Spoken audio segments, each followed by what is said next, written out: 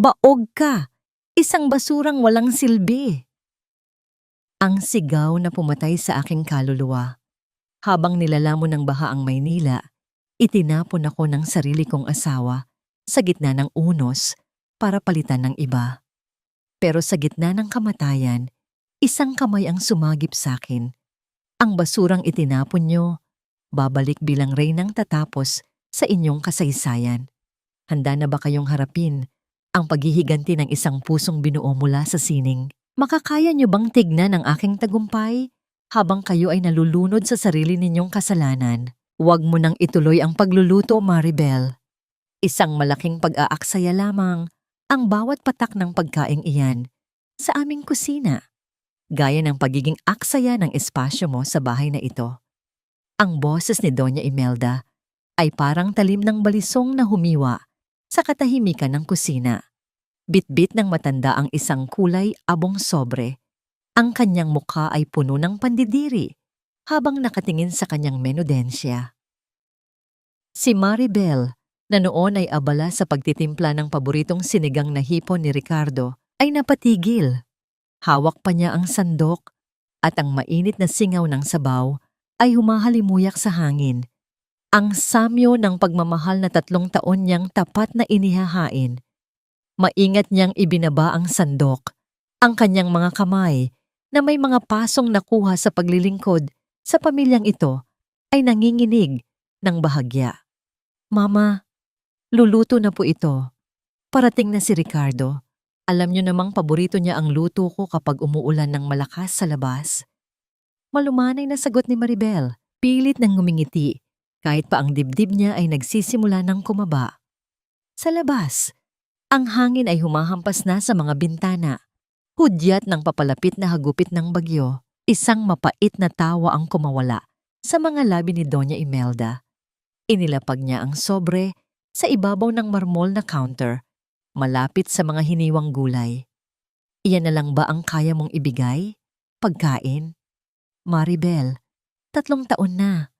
3 taon kaming naghintay ng tagapagmana, pero heto ang katotohanan. Binuksan ng matanda ang sobre at inilabas ang isang pirasong papel. Ayon sa pagsusuring ito, baog ka. Isang tuyot na lupain na kailanman ay hindi magbubunga. Sa madaling salita, wala kang silbi sa pamilya Valderrama. Nanigas ang buong katawan ni Maribel. Ang ingay ng ulan sa labas ay tila nawala.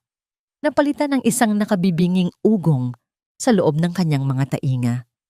Ang papel na nakalagay sa harap niya ay may selyo ng isang kilalang ospital. Ang mga salitang nakasulat doon ay parang mga itim na uod na kumakain sa kanyang pag-asa.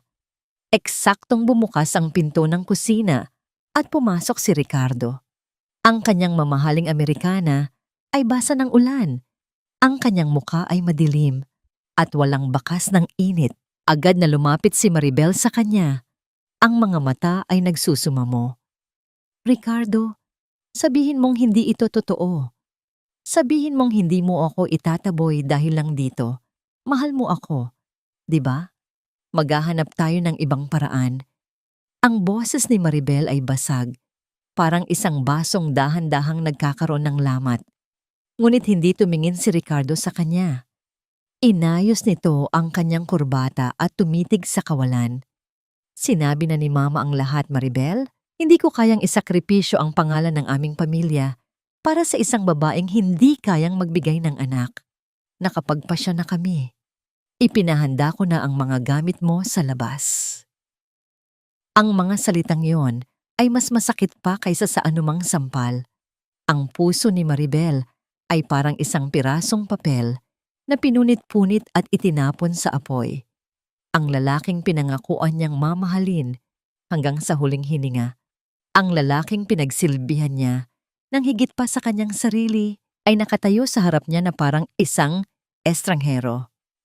Ngayon daon na. Pero Ricardo, signal number 4 ang bagyo sa labas. Gabi na at bahana sa mga kalsada. Saan ako pupunta? Ang kanyang mga luha ay sa wakas ay kumawala. Dumadaloy sa kanyang mga pisngi na dati ay puno ng kulay, ngunit ngayon ay maputla pa sa bangkay. Huwag ka nang magdrama, Maribel. May pera ka naman sa pitaka mo, di ba? Kasya na yon para sa isang gabi sa mumurahing motel. Ang pangungutya ni Doña Imelda ay muling sumabat. O baka naman gusto mong kaladkarin ka pa ng mga gwardya palabas. Huwag mong dungisan ang sahig namin ng mga luha mo. Lumapit ang dalawang lalaking gwardya sa utos ng matanda. Hinawakan nila si Maribel sa magkabilang braso. Wala siyang nagawa, kundi ang mapatitig kay Ricardo. Umaasang kahit isang sulyap ng habag ay makikita niya. Ngunit tumalikod ang lalaki at nagsimulang humigop ng sinigang na kinalimutan na ni Maribel sa kalan. Ang bawat higop nito ay parang pag-inom sa kanyang dugo. Kinaladkad siya palabas ng mansyon.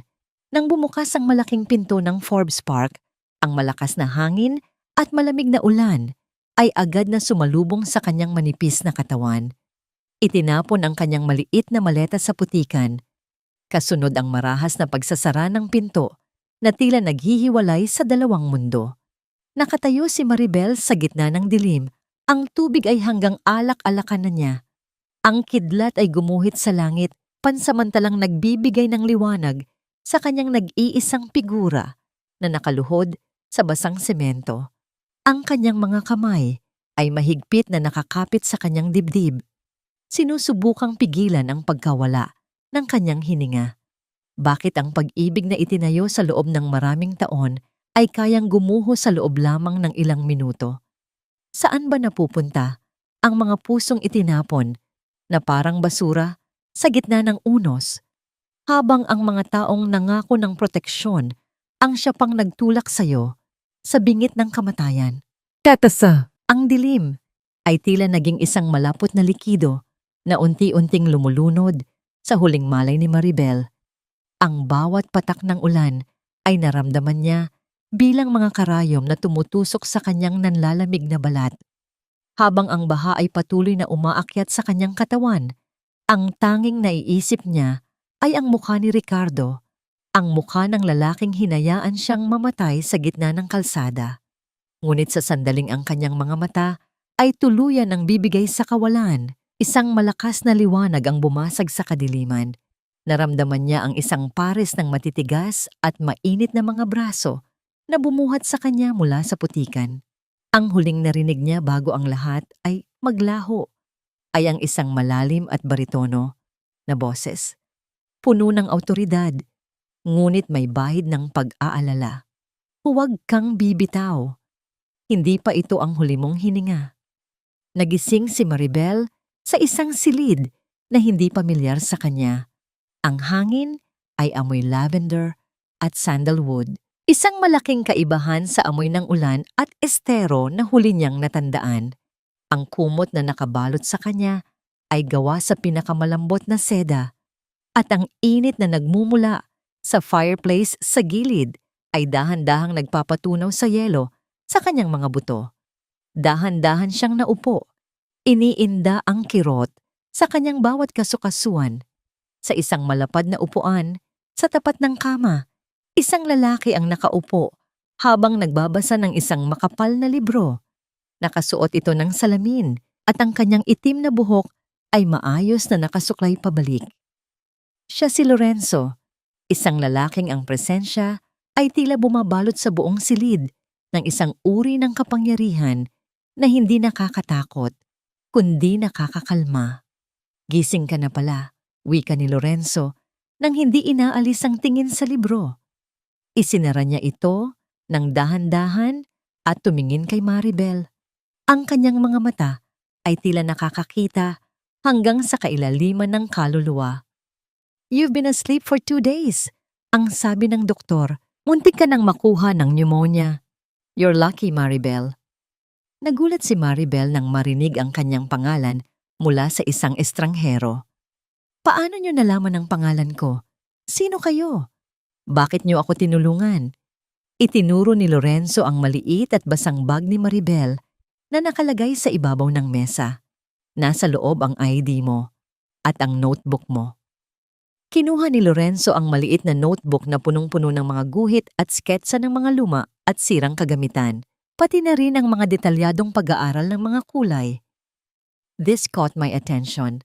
Ang paraan ng pagguhit mo. may kakaibang presisyon. Binubuo mo ang mga bagay na sira na sa isip mo bago mo pa sila iguhit. Napayuko si Maribel, hinahawakan ang kanyang mga kamay na tila naging banyaga na sa kanya. Iyan lang ang tanging bagay na nagpapanatiling buo sa akin sa loob ng 3 taon sa mansyon na yon. Ang pangarap na makapag-ayos ng mga bagay na itinuturing ng basura ng iba. Tumayo si Lorenzo at lumapit sa kanya. Ang bawat hakbang nito sa sahig na gawa sa hardwood ay lumikha ng isang mabigat at matatag na tunog na tila nagpapatibay sa katahimikan ng silid. Inilahad niya ang notebook kay Maribel. Nakita ko kung paano ka itinapon ng mga balderrama, Maribel. Alam ko kung sino sila at alam ko ang halaga ng mga luhang iniwan mo sa labas ng pintuan nila. Ngunit ang nakikita ko rito, itinuro niya ang mga sketsa sa notebook, ay hindi isang basurang walang silbi. Ang nakikita ko ay isang sining na kailangang linisin mula sa mga alikabok ng nakaraan. Tumingin si Maribel sa labas ng malaking bintana. Tumigil na ang ulan, ngunit ang langit ay nananatiling kulay abo. Ang kanyang puso ay tila isang sirang florera na pilit niyang pinagdudugtong, ngunit ang mga lamat ay naroroon pa rin. Wala na akong babalikan, Mr. Lorenzo. Lorenzo Sandoval. Putol nito sa kanya. Umupo siya sa gilid ng kama, hindi masyadong malapit upang hindi mailang si Maribel, ngunit sapat na upang maramdaman nito ang kanyang sinseridad. Maribel, ang mundo ay puno ng mga taong marunong lang sumira. Ngunit kakaunti, ang mga taong may kakayahang bumuo muli. I have a proposal for you. I have a collection of old, damaged masterpieces in Paris. Di mapapantayang sining na nangangailangan ng mga kamay na gaya ng sayo. Natigilan si Maribel. Paris, pero wala akong pera, wala akong kahit ano. Ako ay isang baog na babaeng pinalayas ng kanyang asawa. I am nobody. Isang tipid ng ngiti ang sumilay sa mga labi ni Lorenzo, ngunit ang kanyang mga mata ay nanatiling seryoso. Then don't be Maribel anymore. Ang babaeng iyon ay namatay na sa gitna ng baha noong gabing iyon. Ang babaeng nasa harap ko ngayon ay isang blankong canvas na handang pintahan ng bagong kulay. Kinuha ni Lorenzo ang isang baso ng tubig at inabot kay Maribel. Habang hawak ni Maribel ang baso, naramdaman niya ang init ng kamay ni Lorenzo na sandaling dumampi sa kanya. Ito ang unang pagkakataon na may humawak sa kanya na hindi nagpaparamdam na siya ay isang pabigat. I can give you the tools, the education, and the name that the world will respect. But in exchange, kailangang talikuran mo ang lahat ng nagpapaalala sa iyo sa Pilipinas. Kailangang ibaon mo ang iyong nakaraan ng napakalalim na kahit ikaw mismo ay hindi na ito makikilala. Tinitigan ni Maribel ang sarili sa refleksyon ng tubig sa baso. Ang kanyang mga mata ay mapupula pa rin mula sa pag-iyak, ngunit may isang maliit na kislap ng galit na nagsisimulang mag-alab sa kailaliman nito. Galit na nagmumula sa kawalan ng katarungan. Handa ka bang mamatay para muling mabuhay bilang ibang tao? Tanong ni Lorenzo. Ang kanyang boses ay tila isang hamon at isang pangako. Lumingon si Maribel kay Lorenzo. Ang kanyang pagkakahawak sa baso ay humigpit. Kung ang ibig sabihin nito ay hindi na ako muling aapihin ng kahit sino, handa ako. Good, sabi ni Lorenzo habang tumatayo. From this moment on, Maribel Valderrama is dead. I'll process your papers. Welcome to your new life, Maria Isabela. Ngunit habang lumalabas si Lorenzo sa silid, naiwan si Maribel na nakatingin sa kanyang mga palad. Isang katanungan ang pilit na kumakatok sa kanyang isipan. Sapat na ba ang bagong pangalan para burahin ang sugat na iniwan ni Ricardo o ang sugat na yon ang magiging tinta na gagamitin niya para isulat ang kanyang paghihiganti? Dito, sa gitna ng nanunuot na lamig ng Paris, kailangang mamatay ang lahat ng alaala ng Maynila. Ang bawat hakbang ni Maria Isabela sa ibabaw ng mga cobblestone na kalsada ay tila pagbaon sa mga bakas ni Maribel, ang babaeng binaliwala, minaltrato at itinapon. Ang lungsod na ito, na kilala sa pag-ibig, ay naging kanlungan ng isang pusong naghahanap lamang ng kapayapaan. Sa loob ng isang pribadong studio na pagmamay-ari ni Lorenzo, ang amoy ng turpentine at langis ay naging bago niyang hininga. Ang malalaking bintana ay nagpapakita ng tanawin ng Eiffel Tower sa malayo. Ngunit ang atensyon ni Maria ay nakatuon lamang sa canvas na nasa harap niya. Ito ay isang painting mula sa ika-17 siglo, madilim, puno ng bitak, at tila nawalan na ng buhay dahil sa kapabayaan ng panahon. Dahan-dahan ang kanyang pagkilos. Gamit ang isang napakanipis na pinsel, tinatanggal niya ang makapal na patina ng alikabok at lumang varnish. Ang bawat kaskas ay tila pagtatanggal din ng mga hapdi sa kanyang sariling balat. Ang bawat kulay na kanyang ibinabalik ay tila pagpuno sa mga puwang ng kanyang nawasak na pagkatao. Sobra ang higpit ng hawak mo sa pinsel, Maria. Ang boses ni Lorenzo ay nanggaling sa pintuan. Hindi man lang lumingon si Maria, ngunit naramdaman niya ang presensya ng lalaki na lumalapit. Ang sining ay hindi dinadaan sa puwersa. Kailangan mong pakinggan ang painting. Sabihin mo sa akin, ano ang nararamdaman niya? Huminto si Maria. Tumingin siya sa larawan ng isang babaeng nakasuot ng madilim na belo. Nararamdaman niya ang pagkakanulo, Lorenzo. Nararamdaman niya na kahit anong gawin niyang ganda, sa huli, ang makikita lang ng mga tao ay ang mga bitak sa kanyang mukha. Tumayo si Lorenzo sa tabi niya, sapat na malapit para maamoy ni Maria ang bango ng kanyang mamahaling pabango na may halong amoy ng lumang papel. Kung ganoon, ibalik mo ang kanyang ningning. Ipakita mo sa mundo na ang mga bitak ay bahagi lang ng kasaysayan, hindi ang katapusan ng kanyang halaga. 3 taon ang lumipas na parang isang panaginip na may halong pagtitiis. Sa ilalim ng paggabay ni Lorenzo, si Maribel ay tuluyan ng naglaho. Ang lumabas ay si Maria Isabela, isang dalubhasa sa restoration na kinikilala na sa mga malalaking gallery sa Europa. Ang kanyang mga mata, na dati ay laging puno ng takot, ngayon ay matalas, mapanuri, at puno ng isang uri ng katahimikan na nakakabahala para sa mga hindi nakakakilala sa kanya.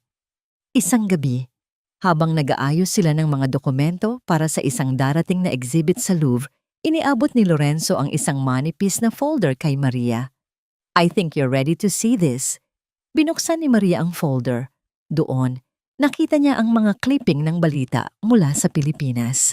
Ang pangalan ng mga Valderrama ay nakasulat sa mga headline. Ang kumpanya ni Ricardo ay nahaharap sa malaking krisis at ang kanilang mga ari-arian ay unti-unti nang isinusubasta. Ngunit ang kumuha ng kanyang pansin ay ang isang litrato. Si Ricardo, mukhang matanda na, kaysa sa kanyang edad, kasama ang isang babaeng nakasuot ng mamahaling alahas, ang babaeng ipinalit sa kanya. Naghahanap sila ng consultant, paliwanag ni Lorenzo, habang maingat na sinusuri ang reaksyon ni Maria.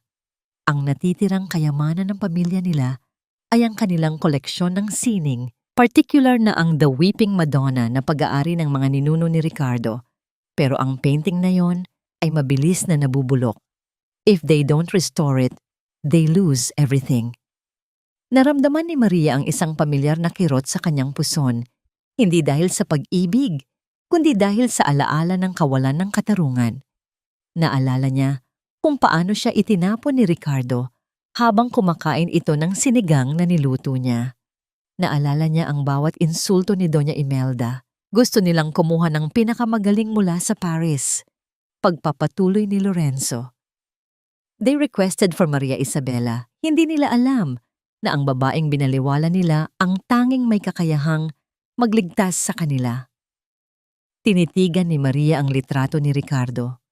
Walang luha na pumatak mula sa kanyang mga mata.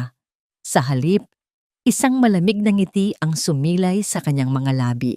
Isang ngiting hindi pa nakikita ni Lorenzo sa loob ng 3 taon. "Lorenzo, kailan ang susunod na flight pabalik ng Maynila?" Ang kanyang boses ay tila isang malambing na bulong ngunit may talim ng isang espada. "Sigurado ka na ba rito?" tanong mo ni Lorenzo. Ang kanyang mukha ay puno ng pag-aalala. Ang pagbabalik ay nangangahulugan ng pagharap sa mga demonyo ng nakaraan. Baka mabuksan muli ang mga sugat na matagal nating pinaghirapang itahi. Ipinatong ni Maria ang kanyang kamay sa ibabaw ng folder. Ang kanyang mga daliri, na dati ay gasgas sa gawaing bahay, ngayon ay makinis at pino ang bawat galaw. "Hindi ako babalik para maghilom, Lorenzo. Babalik ako para ipakita sa kanila kung anong uri ng sining ang kayang gawin ng isang pusong binasag nila." Lumapit si Lorenzo at hinawakan ang balikat ni Maria. Ang init ng kanyang palad ay nagbigay ng lakas sa babae.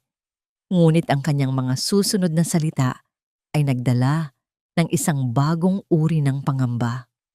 "May isang bagay ka pang kailangang malaman bago tayo umalis," sabi ni Lorenzo habang kinukuha ang isa pang papel mula sa folder. "Ang doktor na pumirma sa test results mo nung gabing iyon, nakita siya sa isang pribadong ospital sa Tagaytay. At ayon sa aking sources, may itinatago siyang lihim na maaaring magpabago sa tingin mo sa lahat ng nangyari." Napatitig si Maria kay Lorenzo. "Anong lihim?" "Lihim na hindi lang tungkol sa pagiging baog mo, Maria." Ang boses ni Lorenzo ay naging seryoso, kundi tungkol sa kung sino talaga ang may kasalanan kung bakit hindi ka nagkaanak. Ang katahimikan sa loob ng studio ay naging kasing bigat ng 1,000 toneladang bato. Ang tanging naririnig ay ang tibok ng puso ni Maria na tila isang tambol na naghahanda para sa isang digmaan. Sino nga ba ang tunay na may kapansanan? Sino ang tunay na nagtaksil? At gaano kalalim ang hukay na kailangang ihanda ni Maria para sa pamilyang pumatay sa kanyang pagkatao? Ang init ng Maynila na sumalubong sa akin paglabas ng eroplano ay hindi kasing tindi ng apoy na dahan-dahang nagliliyab sa aking mga ugat. 3 taon. 3 taon na ang bawat paghinga ko ay inilaan ko para sa sandaling ito. Ang amoy ng lungsod, ang halong usok, alikabok, at alat ng dagat ay tila isang pamilyar na kaaway na muli kong hinaharap ng may taas ng noo. Sa loob ng isang itim na Mercedes na naghihintay sa labas ng paliparan, naupo ako sa tabi ni Lorenzo. Hindi na ako ang babaeng basang-basa ng ulan, sugatan ng puso, at walang patutunguhan. Nakasuot ako ng isang pasadyang puting suit. Ang aking buhok ay maingat na nakastyle at ang aking mga mata ay nakatago sa likod ng mamahaling sunglasses. "Handa ka na ba, Maria?" tanong ni Lorenzo habang binubuksan ang isang tablet para suriin ang schedule ng aming unang pagpupulong. "Higit pa sa handa, Lorenzo," tugon ko. Ang aking boses ay wala ng bakas ng panginginig. Ito ay matatag, pino at may lamig na sapat para magpatahimik ng isang silid. Gusto kong malaman nila na ang sining na itinapon nila ay bumalik na. At sa pagkakataong ito, ako ang may hawak ng presyo. Tumuloy kami sa isa sa pinaka-eksklusibong hotel sa Makati. Ang bawat hakbang ko sa makintab na sahig ng lobby ay lumilikha ng isang matatag at ritmikong tunog, na tila bawat pagtama ng aking takong ay isang paalala sa mundo na narito na ako. Ang mga tao ay napapalingon, nagbubulungan kung sino ang misteryosong babaeng kasama ng kilalang bilyonaryong si Lorenzo Sandoval. Hindi nila makilala ang dating Maribel sa likod ng sopistikadong aura ni Maria Isabela. Noong gabing iyon, isang charity auction para sa National Heritage ang ginanap sa Grand Ballroom. Ito ang perpektong entablado. Alam ni Lorenzo na naroon ang mga balderrama, sinusubukang isalba ang kanilang natitirang reputasyon sa harap ng mga matataas na tao sa lipunan. Mula sa itaas na palapag ng ballroom, nakita ko sila. Si Doña Imelda, suot ang kanyang tradisyonal na terno na puno ng mga kumikinang na hiyas, ngunit ang kanyang mukha ay halatang binahiran na ng pagod at stress. At si Ricardo, ang aking asawa, mukha siyang mas payat, ang kanyang mga mata ay madalas na nakatitig sa kawalan habang hawak ang isang baso ng alak. Sa tabi niya ay ang babaeng ipinalit niya sa akin, si Vanessa, na mukhang abala sa pakikipagplastikan sa mga ibang panauhin. Tignan mo sila, Lorenzo. Bulong ko habang nakakapit ang aking mga daliri sa rehas ng balcony. Para silang mga kastilyong gawa sa buhangin na unti-unti nang ginigiba ng alon. Huwag mong madaliin ang lahat, Maria. Paalala ni Lorenzo habang iniabot sa akin ang isang baso ng champagne.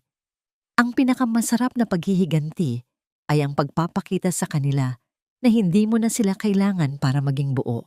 Let them see the masterpiece first before they realize who painted it. Dahan-dahan kaming bumaba sa hagdanan.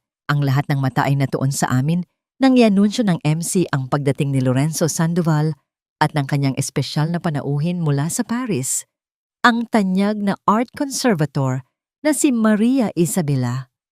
Nagkaroon ng bulungan sa paligid. Ang pangalang Maria Isabela ay matunog na sa mundo ng sining, ngunit ang kanyang mukha ay nanatiling isang misteryo sa Pilipinas hanggang sa sandaling iyon. Lumakad ako nang may biyaya, bawat galaw ay pinag-isipan. Nang marating namin ang gitna ng silid, tumigil kami malapit sa pwesto ng mga balderrama. Naramdaman ko ang pagtitig ni Ricardo.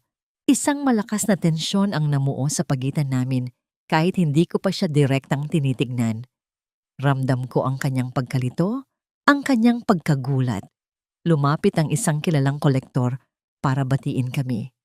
Miss Isabella, it's an honor to finally meet the woman who restored the lost murals in Louvre. Philippines is lucky to have you back.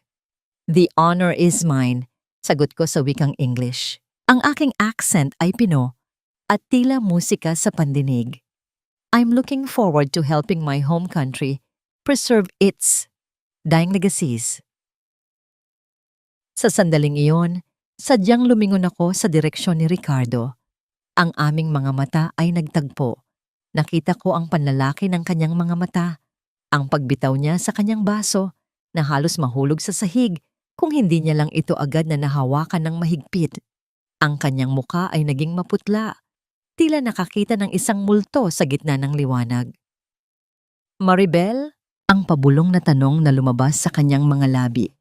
Sapat lamang para marinig ko. Ang kanyang boses ay puno ng pag-aalinlangan at isang uri ng takot na hindi niya maipaliwanag. Ngumiti ako sa kanya. Isang ngingiti na hindi umaabot sa aking mga mata. Isang ngiti ng isang reyna sa kanyang alipin. Hindi ko siya sinagot. Sa halip, ibinaling ko ang aking atensyon kay Doña Imelda na noon ay nakatitig din sa akin nang may halong pagtataka at galit na hindi niya mailabas sa harap ng maraming tao. Excuse me, wika ko sa mga taong kausap ko bago marahang tumalikod kasama ni Lorenzo. Ngunit bago pa man kami tuluyang makalayo, naramdaman ko ang paghabol ni Ricardo. Ang kanyang mga hakbang ay mabilis at desperado. Ang bawat paghinga niya ay naririnig ko sa aking likuran. Tila isang anino na pilit kumakapit sa isang liwanag na hindi na kanya. Sandali.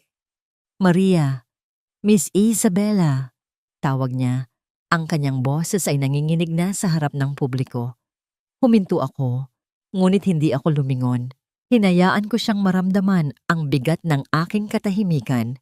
Sa gitna ng marangyang ballroom, sa ilalim ng mga nagniningning na chandelier, ang tanging naririnig ko ay ang mabilis na tibok ng puso ng lalaking minsan ay naging mundo ko.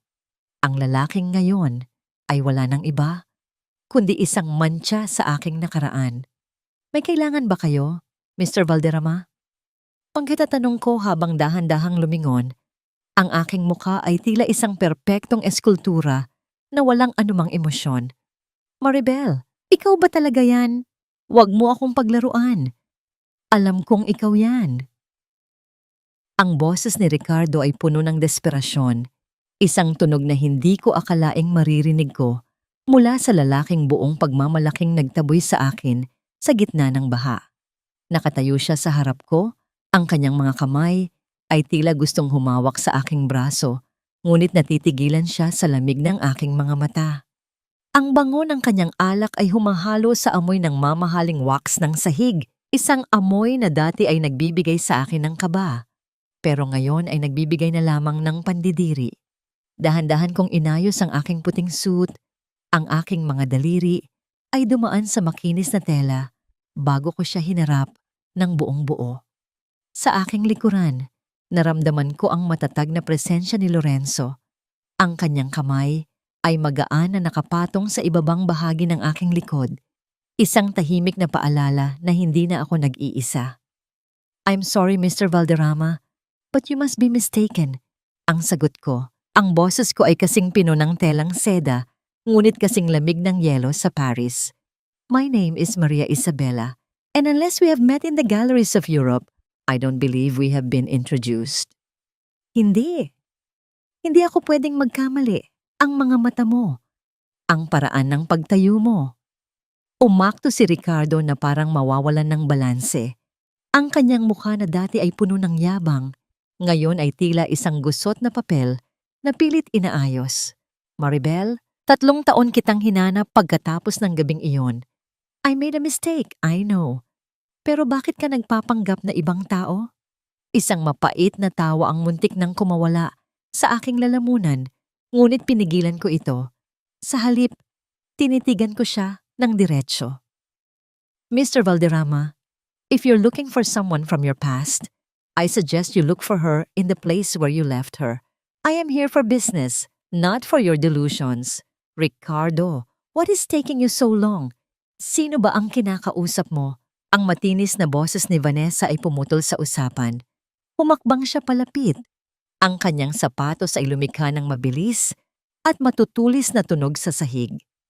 Nakasuot siya ng pulang gown na masyadong marangya para sa okasyon at ang kanyang mga braso ay nakapulupot agad sa braso ni Ricardo. Tila isang ahas na nagmamarka ng kanyang teritoryo. Ngunit nang makita niya ako, ang kanyang mapanuring mga mata ay nanlaki. Ang kulay sa kanyang mukha ay biglang naglaho, napalitan ng isang ekspresyon ng purong takot na pilit niyang itinatago sa likod ng makapal na make-up. "Ikaw?" Ang tanging salitang lumabas sa kanyang bibig. Ngumiti ako ng bahagya, isang nangiting puno ng lason. "Good evening, Mrs. Valderrama. I assume you are the new wife? Elegant selection of jewelry, though the setting seems a bit dated." Namula si Vanessa sa galit at hiya. "How dare you?" "Ricardo, bakit mo kinakausap ang babaeng ito? She's just a professional, di ba? Isang trabahador na binayaran natin para ayusin ang mga gamit natin." "Vanessa, tumahimik ka." Ang mahinang utos ni Ricardo, ngunit hindi niya maalis ang tingin sa akin. Lumapit si Lorenzo at iniabot ang kanyang calling card kay Ricardo, ngunit ang kanyang mga mata ay nanatiling nakatitig ng may awtoridad. "Mr. Valderrama, I am Lorenzo Sandoval. Miss Isabella is my partner and the leading expert in art restoration from Paris. If your family is indeed interested in her services for the Weeping Madonna, I suggest you keep your household matters private and professional. We don't tolerate disrespect toward our experts." Ang katahimikan na sumunod ay naging kasing bigat ng 1,000 tonelada. Ang mga tao sa paligid ay nagsimulang magbulungan. Ang kanilang mga mata ay palipat-lipat sa aming apat. Ang tensyon sa hangin ay tila isang kwerdas ng gitara na sobrang higpit, isang pitik na lang at mapuputol na ito. Tumingin ako kay Ricardo, sa lalaking minsan kong pinagsilbihan ng nakaluhod. "My schedule is very tight, Mr. Valderrama, but because I have a soft spot for dying legacies, I am willing to visit your estate tomorrow at exactly 10 in the morning. Don't be late. I don't give second chances." Hindi ko na hinintay ang kanyang sagot. Tumalikod ako at naglakad palayo. Ang bawat hakbang ko ay puno ng dignidad na kailanman ay hindi nila maagaw sa akin muli. Naramdaman ko ang init ng luha na gustong kumawala sa aking mga mata. Hindi dahil sa lungkot, kundi dahil sa hapdi ng bawat alaalang bumabalik. Naalala ko ang gabing iyon. Ang ulan na dumingis sa aking mukha habang ipinagtatabuyan nila ako. Ngayon, Ang mga ilaw ng ballroom ay nagbibigay sa akin ng ningning na hindi nila kayang abutin. Ayos ka lang ba? Bulong ni Lorenzo nang makalayo na kami. Hinawakan niya ang aking kamay. Ang kanyang mga daliri ay maingat na humaplos sa aking palad upang pakalmahin ang aking panginginig. I'm fine, Lorenzo. Ang sagot ko, bagaman ang aking puso ay tumitibok ng mabilis na tila isang tambol sa gitna ng digmaan. The stage is set. Bukas, babalik ako sa bahay na yon, hindi bilang biktima, kundi bilang ang tanging tao na may hawak ng kanilang kapalaran. Ngunit sa kabilang banda ng ballroom, nakita ko si Doña Imelda na nakatayo sa dilim. Ang kanyang mga mata ay nakatitig sa akin nang may talim na, tila nangangako ng panganib. Ang matanda ay hindi basta-basta susuko. Alam kong may inihahanda siyang bitag para sa aking pagbabalik.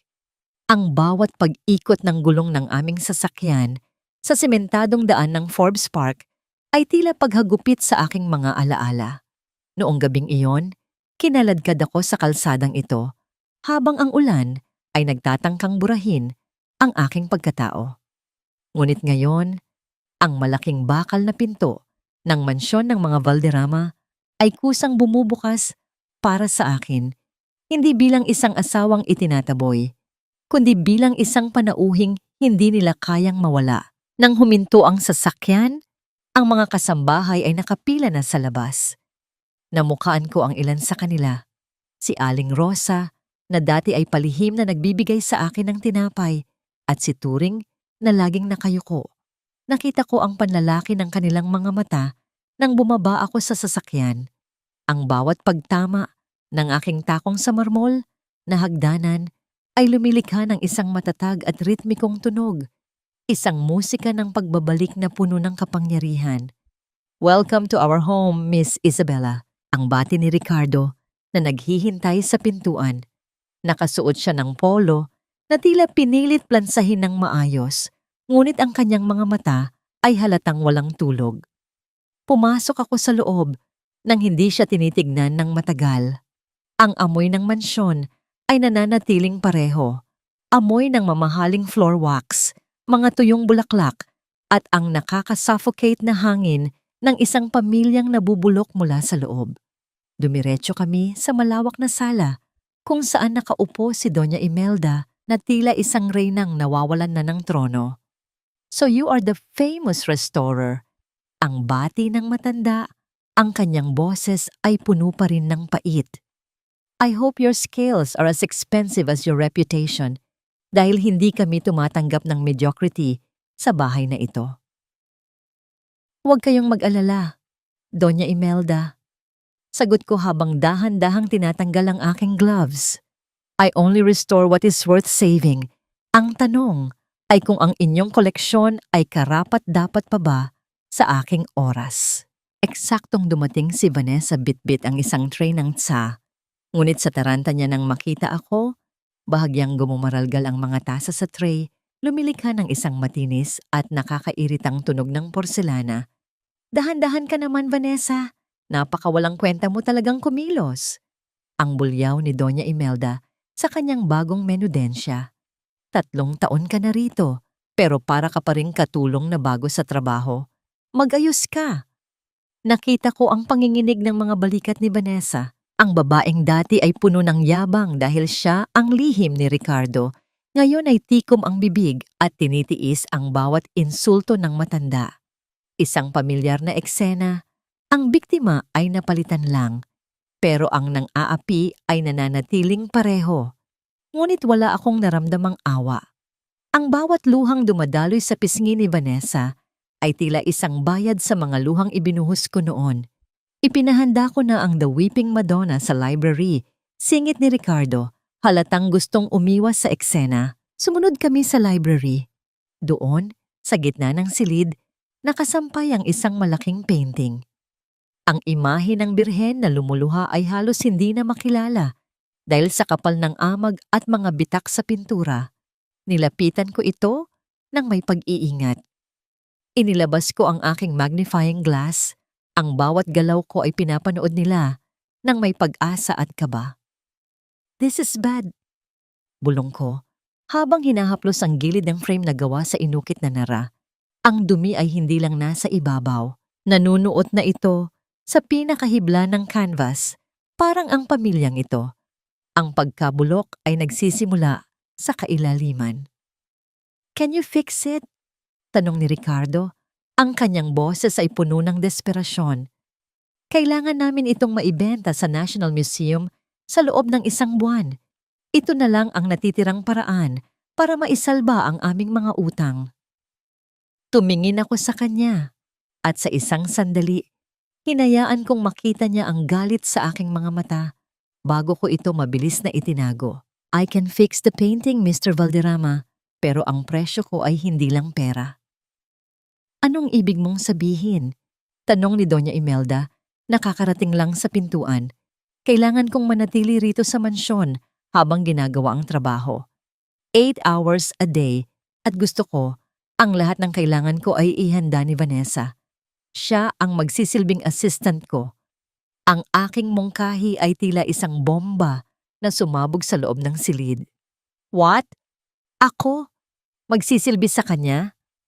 Ang sigaw ni Vanessa. Ang kanyang tsaa ay muntik nang tumapon sa kanyang gown. Take it or leave it. Simpleng sagot ko habang ibinabalik ang aking mga gamit sa bag. Maraming ibang painting sa mundo na nangangailangan ng atensyon ko. Gawin mo, Vanessa. Ang utos ni Ricardo, ang kanyang boses, ay walang iniwan na puwang para sa pagtanggi. Kung ito ang kailangan para maisalba ang kumpanya, gagawin mo ang kahit ano. Sa gitna ng tensyon, humingi ako ng pahintulot na gumamit ng banyo. Ngunit sa halip na pumunta sa banyo, dahan-dahan akong naglakad patungo sa dating silid tulugan namin ni Ricardo. Habang naglalakad sa pasilyo, narinig ko ang isang mahinang usapan mula sa maliit na opisina ni Doña Imelda. Ang pinto ay bahagyang nakabukas. Doktor, kailangan nating panindigan ang kwentong yon. Ang boses ni Doña Imelda ay parang isang bulong ng ahas. Hindi dapat malaman ni Ricardo na siya ang may problema sa simula pa lang. Ang babaeng iyon, si Maribel. Kailangang siya ang manatiling masama at baog sa paningin ng anak ko. Kung malalaman ni Ricardo ang totoo, mawawala ang kontrol ko sa kanya. Pero senyora, ang konsensya ko. Ang boses ng isang matandang lalaki ay nanginginig. Ang konsensya mo ay binayaran ko na 3 taon na. Ang nakalilipas, manahimik ka at gawin ang pinag-uutos ko. Nanigas ako sa aking kinatatayuan sa labas ng pinto. Ang aking puso ay tila gustong sumabog sa galit. 3 taon. 3 taon kong dinala ang kahihiyan ng pagiging baog. 3 taon akong naniwala na ako ang may kulang, na ako ang dahilan kung bakit hindi kami biniyayaan ng anak. Pero ang lahat ng iyon ay isang malaking kasinungalingan. Isang planong binuo ng demonyong babaeng iyon para sirain ang buhay ko. Naramdaman ko ang isang mainit na kamay sa aking balikat. Mabilis akong lumingon. Ang aking mga mata ay puno ng luha ng puot. Si Lorenzo. Nakatayo siya sa likuran ko. Ang kanyang mukha ay seryoso at tila narinig din ang lahat. Shh! Bulong ni Lorenzo habang inilalapit ang kanyang mukha sa akin. Huwag mong ipakita sa kanila na alam mo na. Ang pinakamabisang sandata ay ang katotohanang itinatago mo hanggang sa huling sandali. Ngunit sa sandaling iyon, narinig namin ang mga hakbang ni Ricardo na papalapit sa pasilyo. Ang tunog ng kanyang sapatos sa sahig ay mabilis na lumalapit at kami ni Lorenzo ay walang mapagtataguan kundi ang madilim na sulok ng hallway. Sino ang nandoon? Ang tanong ni Ricardo. Ang kanyang boses ay puno ng hinala. Mr. Sandoval, Miss Isabella, bakit kayo naririto sa bahaging ito ng pasilyo? Ang boses ni Ricardo ay puno ng pagtataka. Ang kanyang mga hakbang ay huminto ilang di pa lamang mula sa aming pinagtataguan. Mabilis na humakbang si Lorenzo palabas ng dilim. Ang kanyang katawan ay nagsilbing kalasag para sa akin. Ang kanyang boses ay nanatiling kalmado, walang bakas ng pagkagulat. Ipinapakita ko lang kay Miss Isabela ang arkitektura ng iyong tahanan. Mr. Valderrama, napansin ko ang mga ukit sa kisame. Tila ba may mga kwentong nakatago sa bawat sulok ng mansyong ito? Lumabas na rin ako, pilit na ibinabaon ng galit na parang gustong sumabog sa aking lalamunan. Ang katotohanang narinig ko na si Ricardo ang may problema at hindi ako ay tila isang apoy na nagpapakulo sa aking dugo. Tinitigan ko si Ricardo. Sa ilalim ng liwanag ng chandelier, nakita ko ang lamat sa kanyang mukha. Ang lalaking ito, na naniwalang siya ay perpekto, ay biktima rin ng sarili niyang ina. Ngunit ang kanyang kahinaan na ipagtanggol ako noon ang siyang hindi ko mapatawad. Ang mga kwento sa bahay na ito ay madalas na madilim, Mr. Sandoval, sagot ni Ricardo. Ang kanyang mga mata ay pilit na humahanap ng koneksyon sa akin. Miss Isabela, tila namumutla kayo. Maayos lang ba ang inyong pakiramdam? Maayos lang ako. Ang aking maikling tugon, ang bawat salita ay parang barya na inihuhulog sa isang walang laman na lata. Ang amoy lang ng lumang alikabok at mga itinatagong lihim sa bahay na ito ang medyo nakakahilo. Bumalik na tayo sa library. Sa loob ng library, ang hangin ay naging mas mapakla. Nakatayo si Vanessa sa gilid ng painting, ang kanyang mga kamay ay nakakuyom habang hinihintay ang aking susunod na utos. Ang kanyang presensya ay parang isang langaw na pilit sumasawsaw sa isang obra maestra. Vanessa, kumuha ka ng maligamgam na tubig at malinis na bulak. Ang utos ko habang inihahanda ang aking mga kemikal. At tiyakin mong walang kahit isang hibla ng dumi ang iyong mga kamay. Ayokong madungisan ang sining ko ng iyong kapabayaan. Ginagawa ko na, di ba? Ang pabulong na sagot ni Vanessa, ang kanyang mga mata ay puno ng inggit at puot. Wala akong narinig na, "Yes, Miss Isabela." Pagpapatuloy ko, hindi siya tinitignan. Tandaan mo, ang bawat segundong naaaksaya mo ay bawas sa pagkakataong maisalba ang inyong yaman. Padabog na lumabas si Vanessa, ang tunog ng kanyang mga paa sa sahig ay tila isang mabilis na martilyo. Habang wala siya, lumapit si Ricardo sa akin. Nanatili si Lorenzo sa kabilang bahagi ng silid, nagbabasa ng libro, ngunit ang kanyang pakiramdam ay nakatutok sa bawat galaw ni Ricardo. "Maria, maaari ba tayong mag-usap ng masinsinan?" Ang pabulong na tanong ni Ricardo. May mga bagay sa iyo na labis na nagpapaalala sa akin sa isang taong nawala na. Ipinagpatuloy ko ang paglilinis sa mukha ng birhen sa painting. "Mr. Valderrama, ang nakaraan ay parang isang painting na nasunog na. Kahit anong gawin mong pagtititig, hindi mo na ito maibabalik sa dati. At kung ang tinutukoy mo ay ang dati mong asawa, hindi ba't kayo rin naman ang nagpasyang itapon siya? Hindi ko ginusto yon. Napilitan lang ako dahil sa sitwasyon." Ang depensa niya, ang kanyang boses, ay nanginginig sa pagsisisi.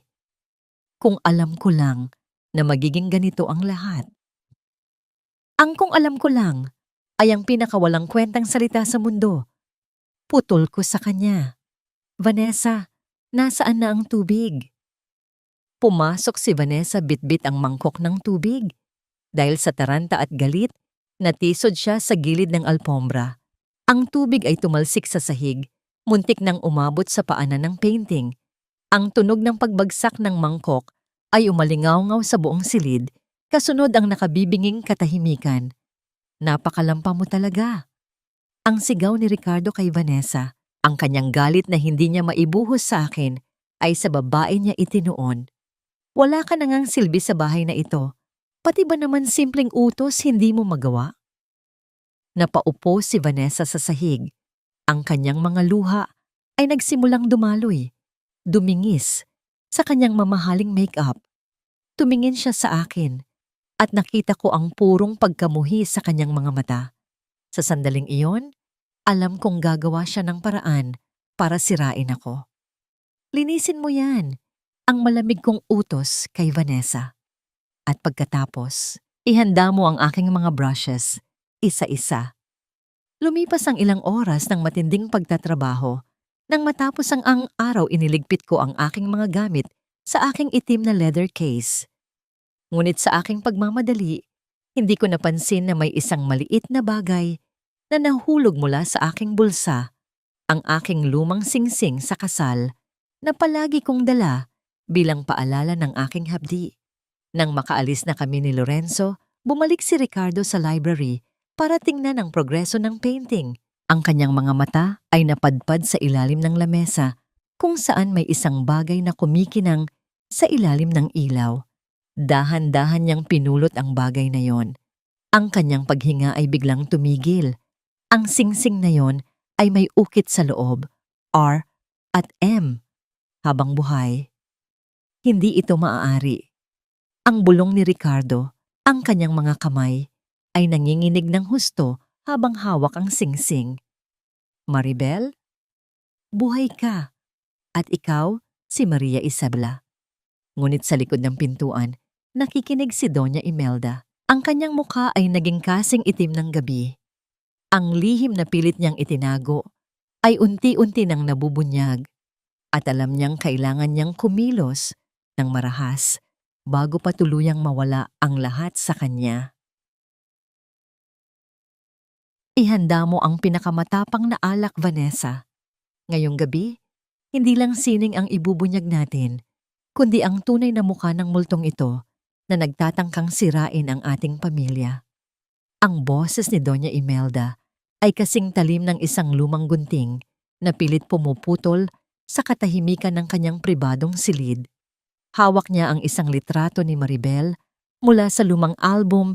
Itinatabi ito sa isang clipping ng balita tungkol kay Maria Isabela. Ang kanyang mga mata ay nagniningning sa galit at sa isang uri ng katuwaan na nanggagaling sa pagpaplano ng kapahamakan ng iba. Nakatayo sa kanyang harap si Vanessa. Ang mga mata ay namumula pa rin mula sa pag-iyak kanina sa library. Pero Mami, paano kung tama si Ricardo? Paano kung siya nga si Maribel? Baka lalo lang siyang kampihan ni Ricardo kapag nalaman ang totoo. Isang malakas na hampas sa lamesa ang isinagot ni Doña Imelda na nagdulot ng isang mabigat na tunog na yumanig sa mga porselanang dekorasyon sa silid. Tanga! Iyan ang dahilan kung bakit kailangang siya mismo ang magmukhang linta at manloloko sa harap ng lahat. Kapag napatunayan nating isa siyang impostora na ginagamit ang pangalan ng sining para makapaghiganti, kahit si Ricardo ay hindi siya magagawang protektahan. Ang dangal ng mga Valderrama ang nakataya rito. Kinabukasan, isang marangyang dinner party ang inorganisa ni Doña Imelda sa mansyon. Ang dahilan, para raw parangalan ang pagbabalik ng sining sa kanilang tahanan sa pamamagitan ni Maria Isabela. Ang mga pinaka-impluwensyal na tao sa lipunan ng Makati ay inimbitahan, mga kolektor, mga kaibigan sa negosyo, at ang press. Dumating ako kasama si Lorenzo. Suot ang isang itim na gown na gawa sa mabigat na pelus na tila sumasipsip sa lahat ng liwanag sa paligid. Ang aking kwintas na diamante ay nagniningning sa bawat galaw ko. Isang palamuti na tila isang baluti laban sa mga mapanuring mata ng mga Valderrama. Mag-ingat ka, Maria. Bulong ni Lorenzo habang naglalakad kami patungo sa gitna ng ballroom. Ang amoy ng hangin dito ay amoy ng isang bitag. Huwag kang kukuha ng anumang inumin o pagkain na hindi ko nasusuri. Alam ko, Lorenzo, ang aking mahinang sagot. Ang mansyong ito ay parang isang magandang puntod. Alam kong may inilibing silang patibong sa ilalim ng mga bulaklak na ito. Nagsimula ang hapunan nang may labis na karangyaan. Ang tunog ng mga kubyerto sa mga pinggang porselana ay lumilikha ng isang ritmikong ingay na tila isang dahan-dahang pagtibok ng isang pusong puno ng kaba. Nakaupo ako sa tapat ni Ricardo na sa buong gabi ay hindi maialis ang tingin sa aking mga mata. Ang kanyang pagkakahawak sa kanyang baso ay sobrang higpit. Tila anumang sandali ay mababasag ito sa kanyang palad. Miss Isabela, pagpapakilala ni Doña Imelda sa gitna ng hapunan habang dahan-dahang tumatayo at kinakatok ang kanyang kutsara sa baso ng wine upang makuha ang atensyon ng lahat. Ang tunog ay umalingaw-ngaw, matinis at tila isang babala. Lahat tayo ay humahanga sa iyong galing. Ngunit may isang bagay na bumabagabag sa akin. Sinasabi mo na galing ka sa isang pamilya ng mga aristokrata sa Europa. Pero bakit ang iyong mga mata ay tila kabisadong-kabisado ang bawat sulok ng mansyong ito na parang dito ka ipinanganak? Tumigil ang lahat sa pagkain. Ang katahimikan sa loob ng ballroom ay naging kasing lamig ng yelo. Tiningnan ko si Doña Imelda. Ang aking mukha ay nanatiling kalmado, bagaman ang aking puso ay nagsimula nang tumibok ng mabilis. Ang sining ay tungkol sa obserbasyon, Doña Imelda. Sagot ko ng may ngiti. Ang isang dalubhasa ay mabilis makakita ng mga detalye na hindi napapansin ng mga ordinaryong tao, gaya ng pagkabulok ng inyong mga painting at marahil ng inyong mga pamamaraan. Tumawa ng mapait ang matanda. Napakahusay mong magsalita, pero paano mo ipapaliwanag ito? Inilabas ni Doña Imelda ang isang maliit na plastic bag. Sa loob nito ay ang singsing na naiwan ko sa library. Ang singsing na ito ay pagmamay-ari ng isang babaeng namatay na 3 taon na ang nakalilipas. Ang babaeng baog at walang silbi na pinalaya sa bahay na ito. Paano ito napunta sa iyong mga gamit, Maria Isabela? O dapat ko bang sabihing, Maribel? Isang malakas na bulungan ang sumabog sa buong silid. Ang mga flash ng kamera mula sa mga reporter na nakatago sa gilid ay nagsimulang kislap-kislap, tila mga kidlat na nagtatangkang hubaran ng aking pagkatao. Tumingin si Ricardo sa singsing, pagkatapos ay sa akin. Ang kanyang mukha ay puno ng isang masakit na pag-asa na humahalo sa takot. Ito ba ang dahilan kung bakit ka bumalik? Ang sigaw ni Vanessa na biglang tumayo. Ang kanyang boses ay nanginginig sa galit. Para lokohin kaming lahat? Para nakawan kami muli? Isa kang impostora. Isang gold digger na nagtatago sa likod ng mamahaling damit. Tumayo ako ng dahan-dahan. Ang aking gown ay marahang humahaplos sa sahig. Tumingin ako kay Lorenzo na handa ng kumilos, ngunit pinigilan ko siya sa pamamagitan ng isang sulyap. Hinarap ko ang buong madla. Ang aking mga mata ay nagniningning sa ilalim ng mga chandelier. Kung ang basihan niyo ng katotohanan ay isang piraso ng kinalawang na bakal, ang simula ko, ang aking boses ay umalingaw-ngaw sa bawat sulok ng silid. Napakababaw pala ng inyong katalinuhan, Doña Imelda. Ang sing-sing na yan ay maaaring mapulot ng kahit sino. Ngunit ang dangal, hindi iyan napupulot o nabibili. Huwag mo kaming daanin sa mabulaklak na salita.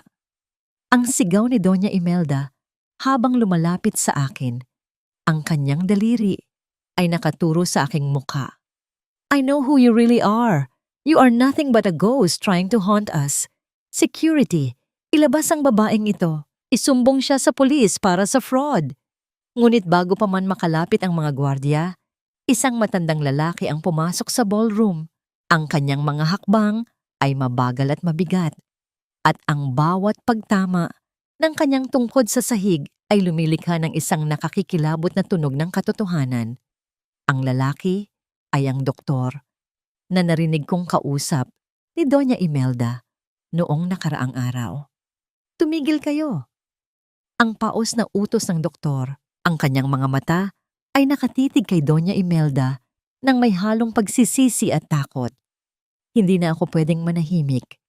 Ang sining ng pagsisinungaling sa bahay na ito ay kailangang matapos na ngayon. Napahawak si Doña Imelda sa lamesa. Ang kanyang mukha ay biglang naging kasing puti ng mga bulaklak na dekorasyon. Tumingin si Ricardo sa doktor. Ang kanyang mga kamao ay nakakuyom na sa galit na hindi niya maipaliwanag. Anong ibig mong sabihin, doktor? Ang tanong ni Ricardo Ang kanyang boses ay tila isang dagundong ng paparating na bagyo. Ang tungkol sa iyong asawa, Ricardo, at ang katotohanan kung sino sa inyo ang hindi kayang magkaroon ng anak. Ang katahimikan na sumunod ay mas masakit pa kaysa sa anumang sigaw.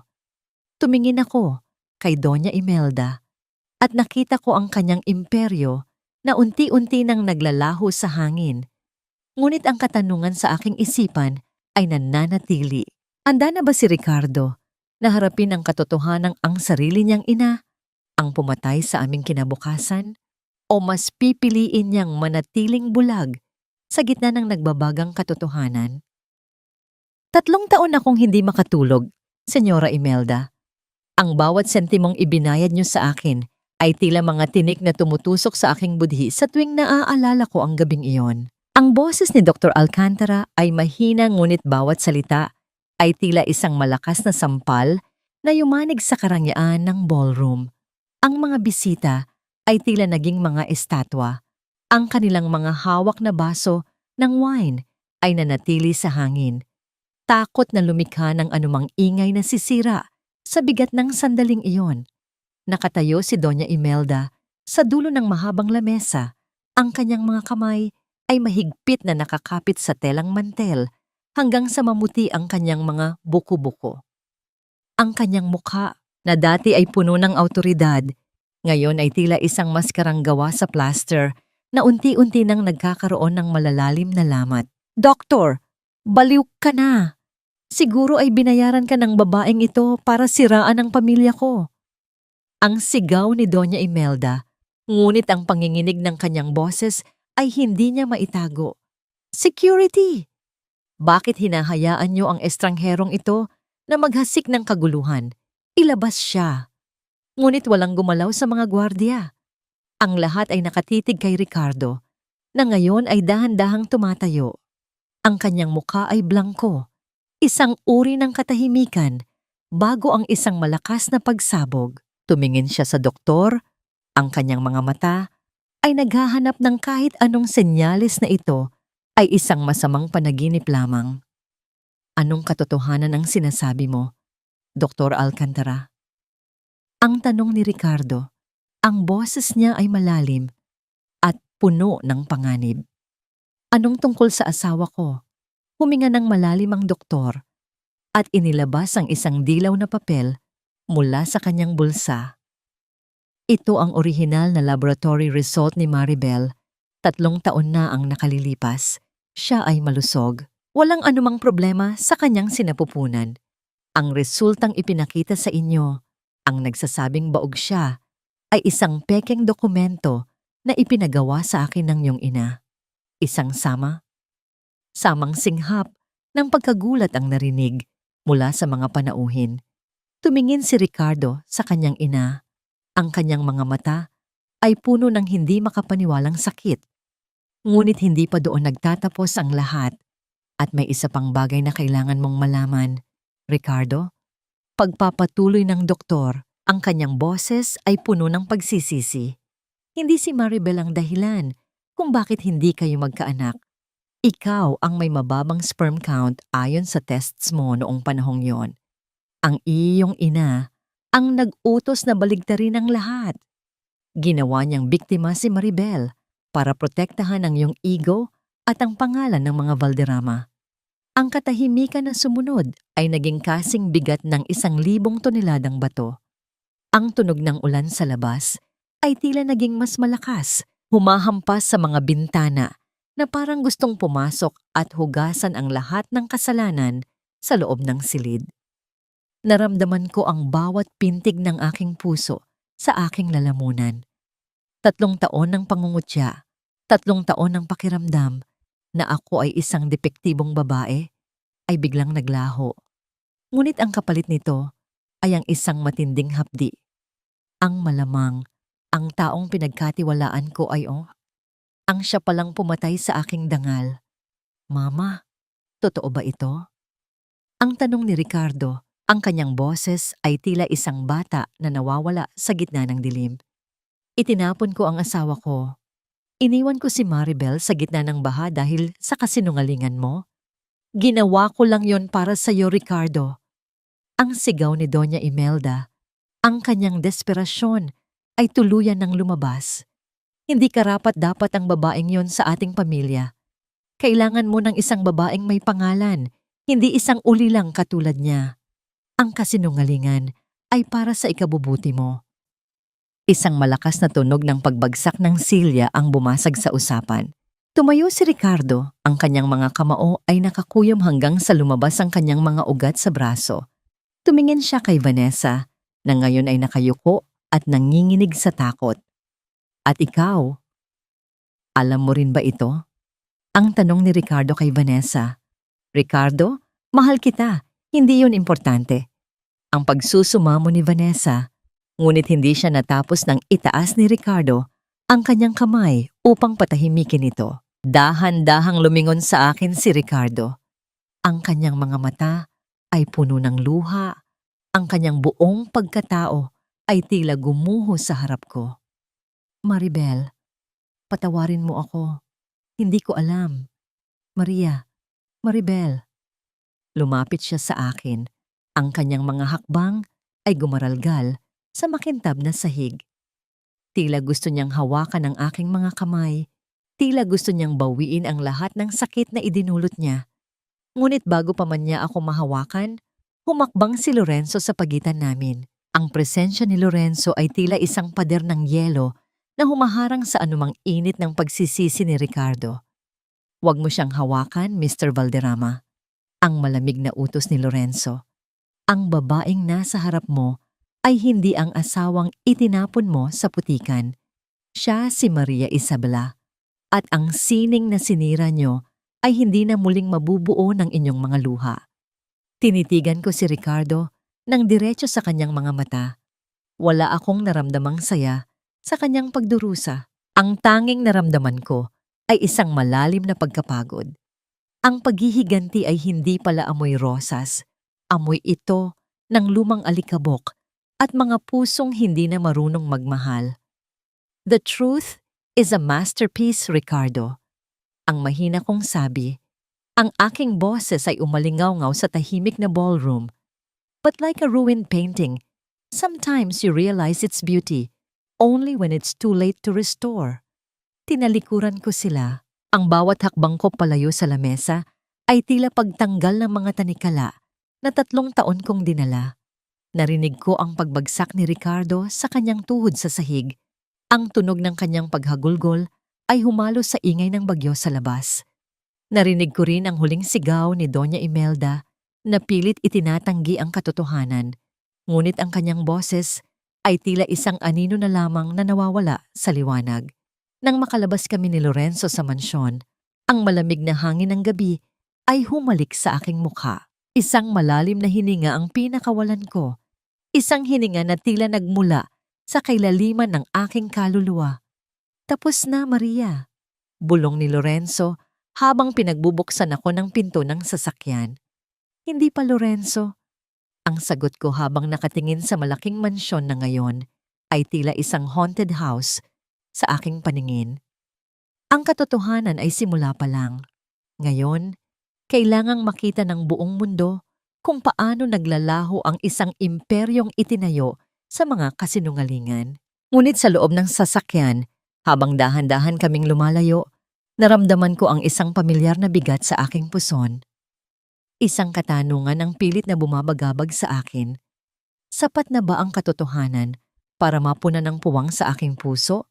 O mayroon pa ring isang piraso ng aking nakaraan na hindi ko kayang iwanan? Wala na ang lahat, Ricardo. Ang mga stocks natin ay bumagsak na parang mga tuyong dahon at ang mga bangko. Tinatawagan na tayo para sa lahat ng utang natin. Ang boses ni Doña Imelda ay wala ng bakas ng dating rangya. Nakaupo siya sa dilim ng kanyang opisina. Ang tanging liwanag ay nagmumula sa mga screen ng telebisyon na paulit-ulit na ipinapakita ang iskandalo sa nagdaang gabi. Ang mukha ng mga Valderrama ay naging simbolo ng pandaraya at kalupitan sa buong bansa. Ang sining ng panlilinlang na itinayo ng matanda sa loob ng maraming dekada ay gumuho sa loob lamang ng ilang oras. Sa labas ng mansyon, ang tunog ng mga sasakyan ng media at mga nagpoprotestang kliyente ay tila isang walang katapusang dagundong. Ang bawat katok sa pintuan ay parang isang hatol ng kamatayan. Ngunit sa loob ng silid, ang pinakamasakit na tunog ay ang katahimikan ni Ricardo. Nakatayo siya sa harap ng bintana, tinitignan ng kalsada kung saan 3 taon na ang nakalilipas, ay itinapon niya ang kanyang asawa. Hindi ang pera ang nawala, Mama. Ang mahinang sabi ni Ricardo, ang kanyang boses ay puno ng kapaguran.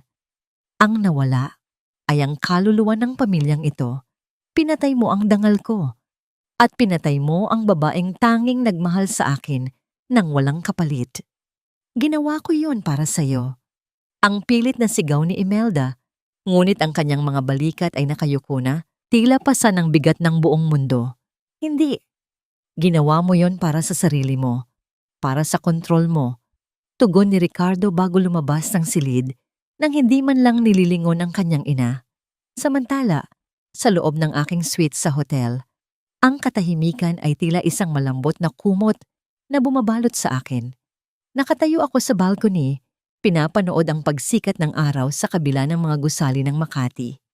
Sa tabi ko, si Lorenzo ay naglalagay ng mainit na kape sa mesa. Ang samyo ng kape ay humahalo sa amoy ng sariwang hangin pagkatapos ng bagyo.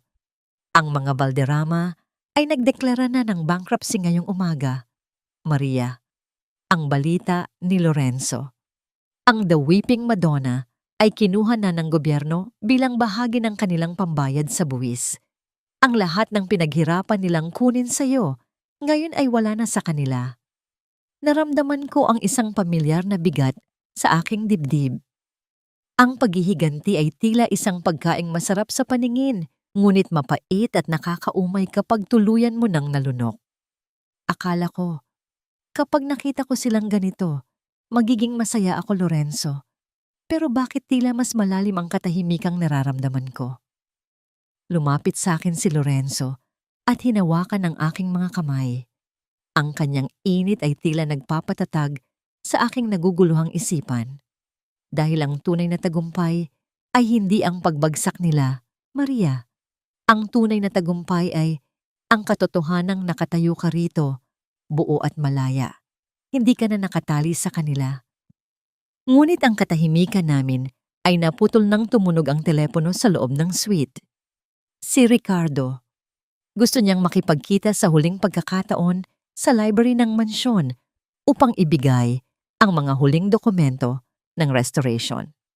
Nang bumalik ako sa mansyong yon, ang paligid ay tila isang sementeryo ng mga alaala. Ang mga mamahaling muebles ay natatakpan na ng puting tela at ang mga pader na dati ay puno ng mga sining ay blangko na. Natagpuan ko si Ricardo sa gitna ng library, nakatitig sa The Weeping Madonna na ngayon ay malinis na at nagniningning ang mga kulay. Ang huling obra maestrang ginawa ko para sa kanila. Maribel, ang tawag niya, ang kanyang boses ay tila isang pagsusumamo. Hindi na siya lumapit, tila alam niyang wala na siyang karapatang pumasok sa aking personal na espasyo.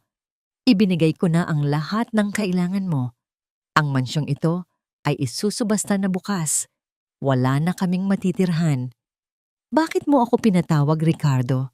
Ang tanong ko, ang aking boses ay nanatiling matatag sa kabila ng mabilis na pagtibok ng aking puso. Gusto ko lang sabihin na tama ka. Ang sabi niya habang dahan-dahang lumuluhod sa sahig. Ang tunog ng kanyang mga tuhod sa kahoy ay tila isang huling paghampas ng martilyo sa isang pako. Ako ang tunay na depektibo, hindi sa katawan, kundi sa puso. Hinayaan kong diktahan ng iba ang buhay ko hanggang sa mawala ang pinakamahalagang bahagi nito, ikaw. Tinitigan ko siya. Ang lalaking dati ay tila isang higante sa aking paningin.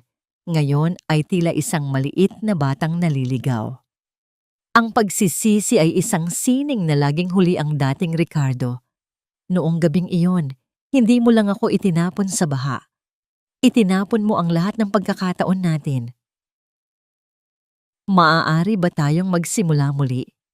Kahit bilang magkaibigan lang, kahit sa pinakamalayong paraan? Ang tanong niya, ang kanyang mga mata ay nagniningning sa mga luhang hindi na niya mapigilan. Dahan-dahan akong lumapit sa kanya, ngunit sa halip na hawakan siya, kinuha ko ang aking mga huling gamit sa mesa. Ang amoy ng pintura at turpentine ay tila huling paalam ko sa silid na ito. Ang sining na binasag mo, Ricardo, ay nabuo ko na muli. Pero ang sining na yon ay hindi na para sa'yo. Ang Maria Isabela na nakikita mo ngayon ay hindi na kailangan ang iyong tawad para maging buo. Tumalikod ako at nagsimulang maglakad palabas. Ngunit bago ko marating ang pintuan, narinig ko ang kanyang huling tanong. Isang tanong na tila isang huling hininga ng isang namamatay na pag-asa. Mahal mo pa ba ako, Maribel? Kahit katiting na lang. Huminto ako sa may pintuan. Ang hangin sa pasilyo ay malamig. Humahaplos sa aking mukha. Ang sagot ko ay hindi nagmula sa galit, kundi sa isang katotohanang matagal ko nang tinanggap sa kailaliman ng aking gabi sa Paris. Ang pag-ibig, Ricardo, ay parang kulay sa isang painting. Kapag hinayaan mong mabura ng ulan, kahit gaano mo pa subukang ipinta muli, ang texture nito ay hinding-hindi na magiging pareho. Lumabas ako ng mansyon nang hindi nililingon ang kanyang paghagulgol. Ngunit sa paglabas ko, nakita ko si Vanessa na nakatayo sa may gate. Bitbit ang kanyang mga maleta. Mukha siyang miserable, walang kahit isang alahas sa kanyang katawan. Tinitigan niya ako, hindi nang may galit, kundi nang may inggit na tila nais niyang maging ako. Saan ka pupunta ngayon? Ang tanong ko sa kanya ng dahan-dahan. Saan man na walang balderrama? Ang sagot niya ng may pait. Pero ikaw, Maria, paano mo nagagawang maglakad ng ganyan pagkatapos ng lahat ng ito? Dahil ang bitbit ko ay ang sarili ko, Vanessa. Hindi ang mga kasalanan ng ibang tao. Sumakay ako sa sasakyan kung saan naghihintay si Lorenzo. Habang dahan-dahang lumalayo ang sasakyan sa mansyon, tinitigan ko ang aking sarili sa salamin. Ang Maria Isabela na nakikita ko ay hindi na ang biktima ng kahapon. Ngunit habang binubuksan ni Lorenzo ang isang bote ng wine para ipagdiwang ang aming pag-alis, napansin ko ang isang kakaibang ekspresyon sa kanyang mukha. Tila mayroon siyang itinatagong isang huling piraso ng puzzle na hindi ko pa alam. May problema ba, Lorenzo? Ang tanong ko. Ang aking puso ay nagsisimulang kabahan muli. May isang tawag ako na natanggap mula sa Paris kanina, Maria. Ang sabi niya, ang kanyang boses ay tila isang babala. Ang pamilya ni Ricardo, mayroon pa silang isang itinatagong ari-arian na hindi kasama sa bankruptcy. Isang ari-arian na nakapangalan sa iyo 3 taon na ang nakalilipas nang hindi mo alam. Napatitig ako sa kanya. Anong ari-arian? Isang lupain sa Tagaytay. Ang lupain kung saan matatagpuan ang sining na pinakaiingatan ng iyong ama. Ang katahimikan sa loob ng sasakyan ay naging mas malalim. Bakit may lupain pa na nakapangalan sa akin? At anong sining ang tinutukoy ni Lorenzo na iniwan ng aking ama? Ang paglalakbay na akala ko ay tapos na, ay tila meron pang isang huling yugto na kailangan kong harapin. Ang simoy ng hangin sa Tagaytay ay may hatid na kakaibang lamig. Isang uri ng ginaw na hindi nanunuot sa buto, kundi tila humahaplos sa mga sugat ng nakaraan upang ito ay patuyuin. Nakatayo ako sa gitna ng isang malawak na hardin na puno ng mga puting rosas. Ang lupain na lingid sa aking kaalaman ay matagal na palang nakapangalan sa akin. Ayon kay Lorenzo, ito ang huling hiling ng aking ama bago siya pumanaw. Isang santuwaryo para sa kanyang kaisa-isang anak. Malayo sa ingay at dumi ng mundo. Sa gitna ng hardin ay may isang maliit na gazebo, kung saan nakahanda ang isang maliit na bonfire. Ang apoy ay sumasayaw, lumilikha ng mga kulay kahel at dilaw na anino sa paligid. Inilabas ko mula sa aking bag ang isang piraso ng papel. Ang orihinal na pekeng medical certificate na naging dahilan ng aking pagpapatalsik. Ang mga salitang baog at walang silbi ay tila mga lason na matagal nang dumadaloy sa aking mga ugat. Tapos na ang kanilang kapangyarihan sa iyo, Maria. Ang mahinang sabi ni Lorenzo habang lumalapit siya sa akin. Hawak niya ang isang tasang mainit na tsaa at ang kanyang presensya ay tila isang matatag na pader na nagbibigay sa akin ng proteksyon mula sa anumang bagyo. Tinitigan ko ang papel. Ang bawat letra doon ay nagpapaalala sa akin ng bawat gabi na umiyak ako sa sahig ng banyo. Nagtatanong sa Diyos kung bakit ako binigyan ng depektibong katawan. Ngayon, sa harap ng apoy, ang lahat ng iyon ay tila isang malabong panaginip na lamang. Dahan-dahan kong binitiwan ang papel. Habang ito ay nahuhulog patungo sa mga nagbabagang uling, naramdaman ko ang paghinto ng oras. Ang apoy ay mabilis na lumamon sa puting papel. Ginagawa itong itim na abo na kalaunan ay tinangay ng hangin. Ang tunog ng paglamon ng apoy sa kasinungalingan ay ang pinakamasarap na musika na narinig ko sa loob ng maraming taon. Wala na. Ang bulong ko, habang ang huling piraso ng abo ay nawawala sa dilim.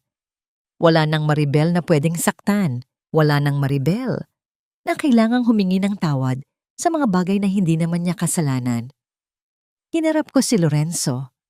Sa ilalim ng liwanag ng buwan at ng apoy, ang kanyang mga mata ay nagniningning ng may katapatan na kailanman ay hindi ko nakita kay Ricardo. Hindi niya ako tiningnan bilang isang proyekto o isang sining na kailangang ayusin. Tiningnan niya ako bilang isang babaeng buo at sapat. Maria, ang simula ni Lorenzo. Ang kanyang boses ay tila isang malambing na himig. Kinuha niya ang aking mga kamay. Ang init ng kanyang palad ay tila nagbibigay ng bagong buhay sa aking pakiramdam. Sa loob ng 3 taon, pinanood kitang bumuo muli ng mga sining na sirana. Pinanood kitang maging matatag sa harap ng mga taong nagtangkang gumuho sa iyo. Ngunit sa lahat ng sining na nakilala ko, ikaw ang pinakapaborito kong obra maestra. Napahinto ang aking paghinga. Ang paraan ng kanyang pagtitig ay tila nagpapabagal sa tibok ng mundo. I don't want to be just the man who saved you anymore.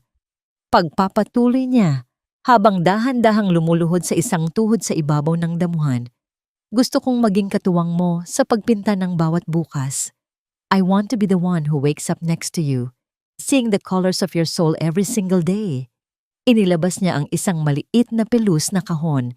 Nang buksan niya ito, isang simpleng singsing na may asul na sapiro ang nagniningning sa gitna. Let me be the frame that protects your heart forever, Maria Isabela. Will you marry me? Ang katahimikan ng gabi sa Tagaytay ay napuno ng tunog ng paghinga ko na tila naghahanap ng hangin. Ang aking puso ay tumitibok ng mabilis, ngunit hindi dahil sa takot, kundi dahil sa isang uri ng ligaya na tila ngayon ko pa lamang naramdaman. Ang bawat pait na naranasan ko sa kamay ni Ricardo ay tila naglaho, napalitan ng isang matamis na katiyakan. Yes, Lorenzo. Ang aking sagot, ang aking boses ay puno ng emosyon. Yes.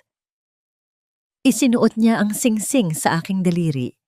At sa sandaling iyon, naramdaman ko ang huling lamat ng aking puso na tuluyan nang naghihilom.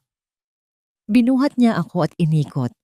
Ang tunog ng aming mahinang tawa ay humalo sa huni ng mga kuliglig sa paligid. Ito ang sining ng pagpapatawad sa sarili, ang pagtanggap na karapat-dapat kang mahalin muli ng buo at tapat.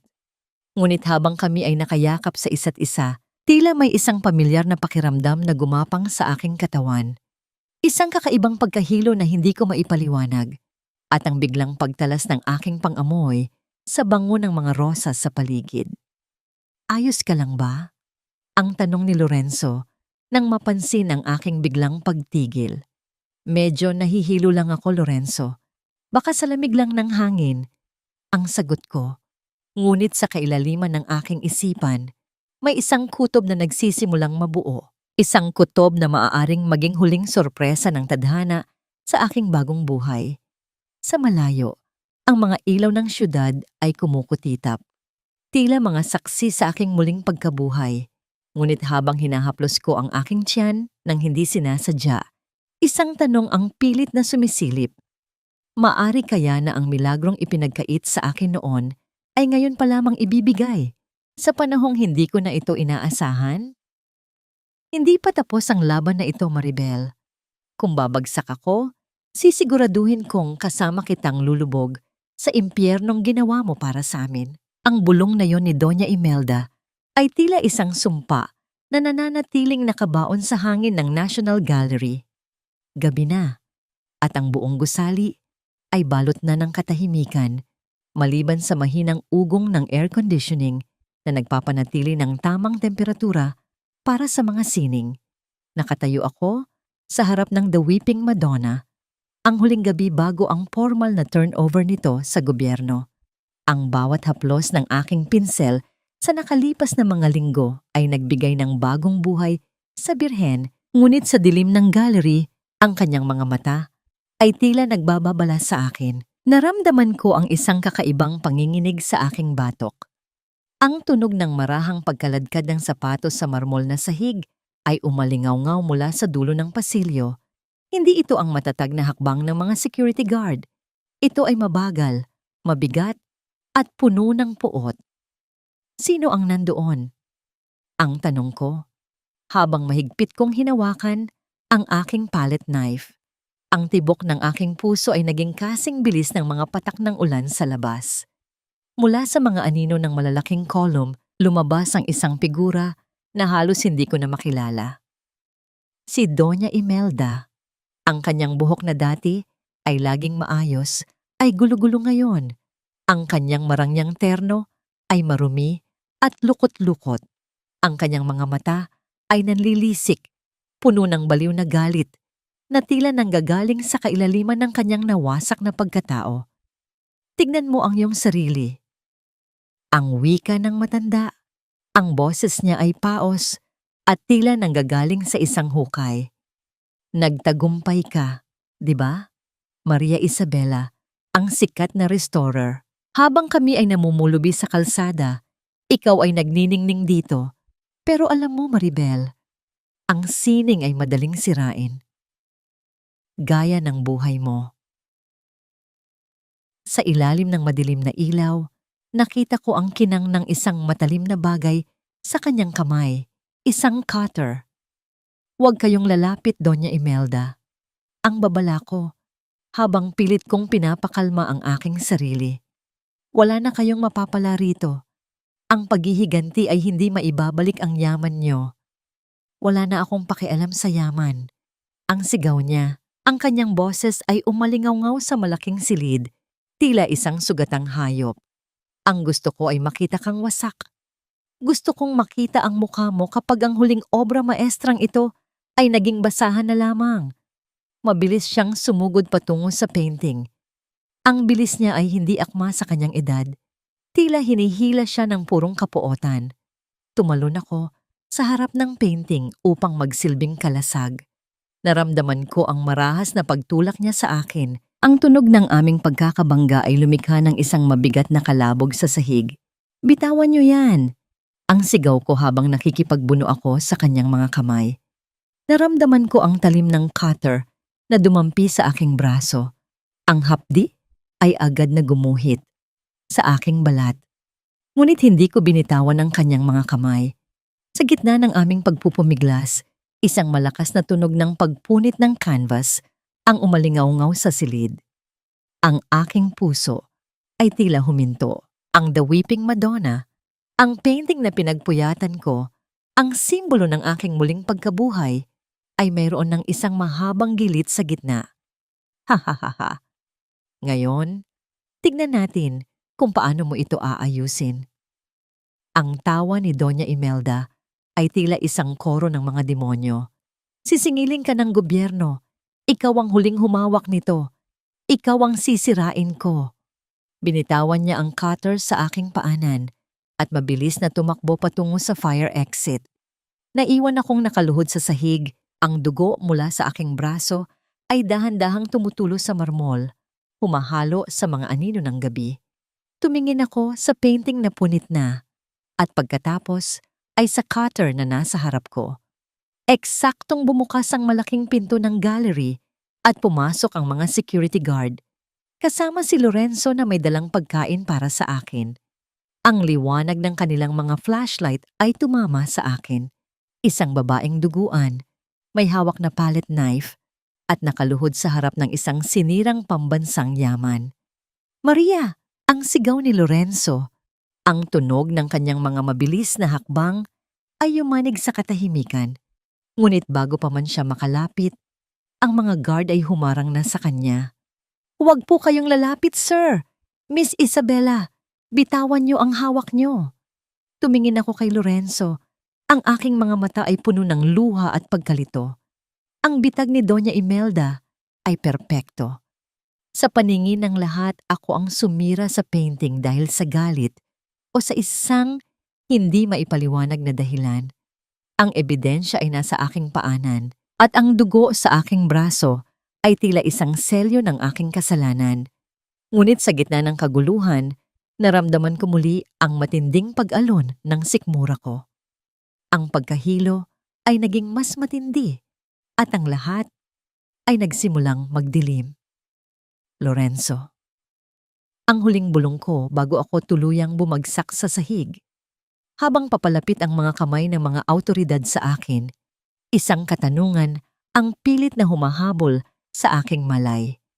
Sa gitna ng bagong trahedyang ito, maililigtas ko pa ba ang aking dangal o tuluyan na akong lalamunin ng huling pagtatangka ng pamilyang Valderrama na ibaon ako sa limot? Wala kang kawala, Maribel. Ang bawat hibla ng ebidensya ay tumuturo sa iyo. Ang sining na sinira mo ay ang magiging rehas ng iyong bilangguan. Ang boses ng investigador ay tila isang malabong alingawngaw sa puting silid ng ospital kung saan nagkamalay si Maria. Ang amoy ng antiseptic ay humahalo sa amoy ng sarili niyang dugo na natuyo na sa kanyang braso. Nakasampay ang kanyang kanang kamay sa isang benda at ang bawat pintig ng kanyang sugat ay tila isang paalala ng malupit na halakhak ni Doña Imelda sa madilim na gallery. Hindi ko ginawa iyon. Ang mahinang tugon ni Maria, ang kanyang boses ay tila isang tuyong dahon na hinihipan ng hangin. Sinubukan ko siyang pigilan. Sinubukan kong iligtas ang birhen. Sapat na ang pagsisinungaling, Miss Isabela. Ang singhal ng pulis habang inilalabas ang mga posas. Natagpuan ka sa crime scene na may hawak na patalim. Ang bawat anggulo ay laban sa iyo. Ngunit bago pa man dumampi ang malamig na bakal sa balat ni Maria, bumukas ang pinto ng silid nang may lakas na yumanig sa buong paligid. Pumasok si Lorenzo. Ang kanyang mukha ay kasing tigas ng bato. At sa likuran niya ay ang head of security ng National Gallery. Hawak ni Lorenzo ang isang maliit na tablet. Ang kanyang mga mata ay nagniningning sa isang uri ng puot na para lamang sa mga taong nagtatangkang saktan ang kanyang mahal. "Ibagsak mo ang mga posas na yan kung ayaw mong mawalan ng trabaho ngayong gabi." Ang malamig na utos ni Lorenzo. Ang kanyang boses ay hindi malakas, ngunit ang awtoridad nito ay sapat para mapahinto ang lahat. Inakala niyo ba na ang isang tulad ni Maria Isabela ay papasok sa isang gallery ng walang sapat na proteksyon? Inilapag ni Lorenzo ang tablet sa ibabaw ng lamesa sa harap ng investigador. Doon, sa isang malinaw na video footage, ay nakita ang lahat. Ang pagpasok ni Doña Imelda mula sa fire exit na sadyang iniwanang bukas, ang kanyang marahas na pagsugod, ang cutter na nagniningning sa dilim, at ang desperadong pagsisikap ni Maria na magsilbing kalasag para sa painting. Malinaw na malinaw ang bawat galaw, hanggang sa huling sandali na sinira ng matanda ang canvas at tumakas. This was recorded by a hidden infrared camera na ipinalagay ko para protektahan ang trabaho ni Maria. Paliwanag ni Lorenzo, Ang kanyang kamay ay dahan-dahang humaplos sa noo ni Maria.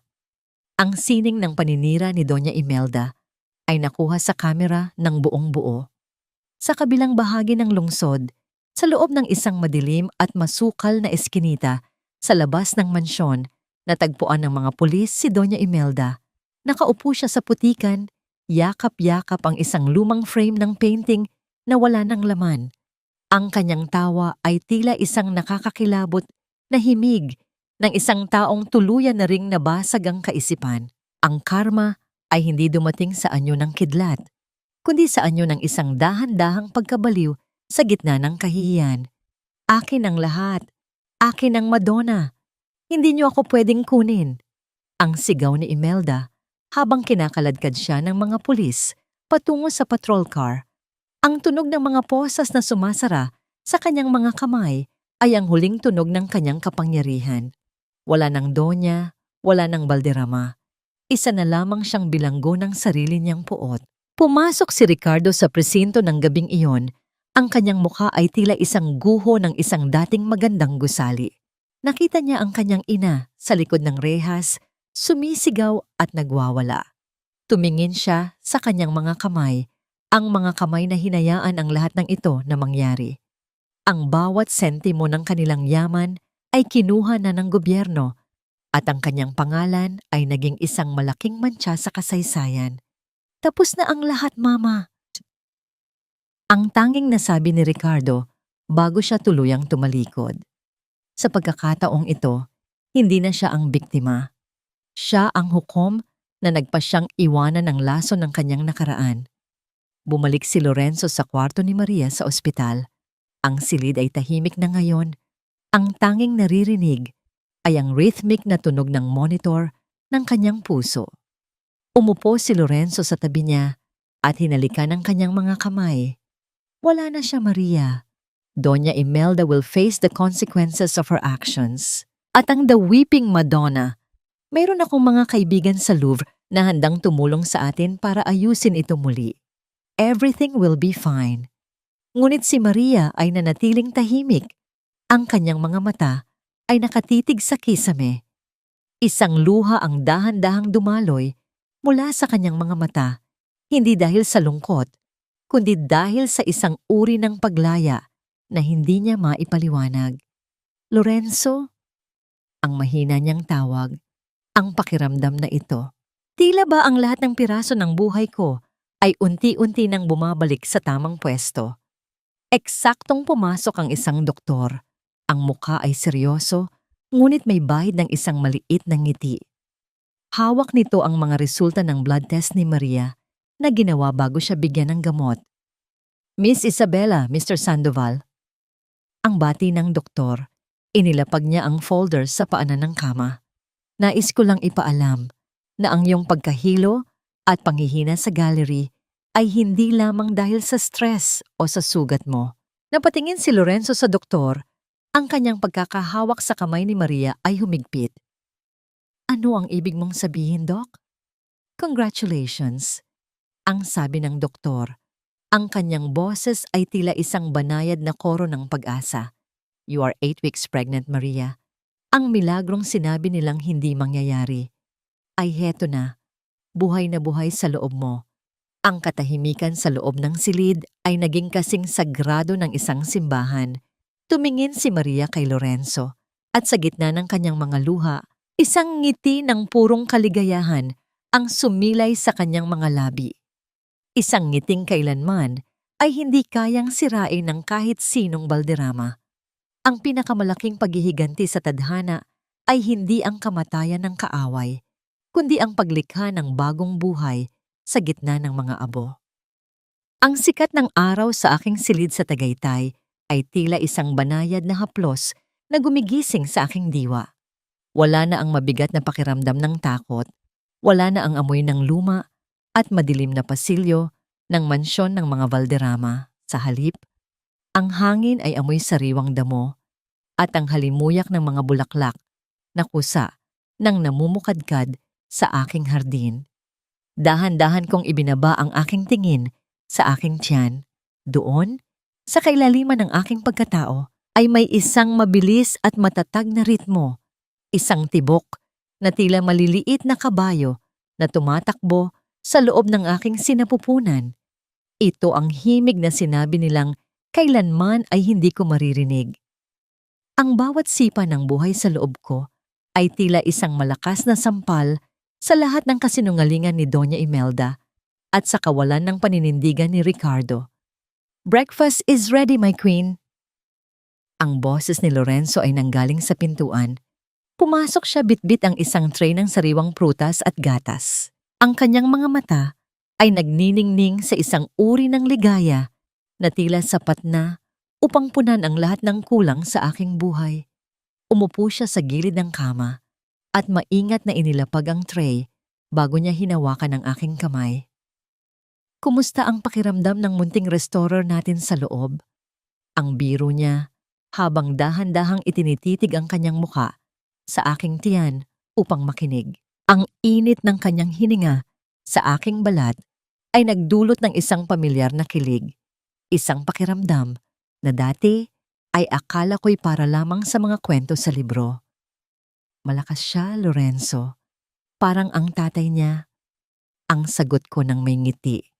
Hinaplos ko ang kanyang buhok at sa sandaling iyon, naramdaman ko ang tunay na kahulugan ng salitang tahanan. Pagkatapos ng ilang buwan, muli akong tumayo sa harap ng The Weeping Madonna sa National Gallery. Ngunit sa pagkakataong ito, hindi na ako ang babaeng duguan at sugatan. Ang painting ay maingat na naidikit muli ang mga punit. At ang bawat hibla ng canvas ay muling pinagdugtong sa pamamagitan ng aking mga kamay at ng tulong ng mga dalubhasa mula sa Paris. Ang gilit na ginawa ni Doña Imelda ay naging isang halos hindi na makitang linya, isang peklat na nagsisilbing patunay ng katatagan ng sining. "You did it, Maria," wika ni Lorenzo habang nakatayo kami sa harap ng obra maestra sa gitna ng isang espesyal na exhibit. "Ang sining na ito ay gaya mo. Mas naging maganda at mahalaga dahil sa mga pagsubok na pinagdaanan nito." Sa di kalayuan, nakita ko ang isang pamilyar na figura. Si Ricardo. Nakasuot siya ng simpleng polo.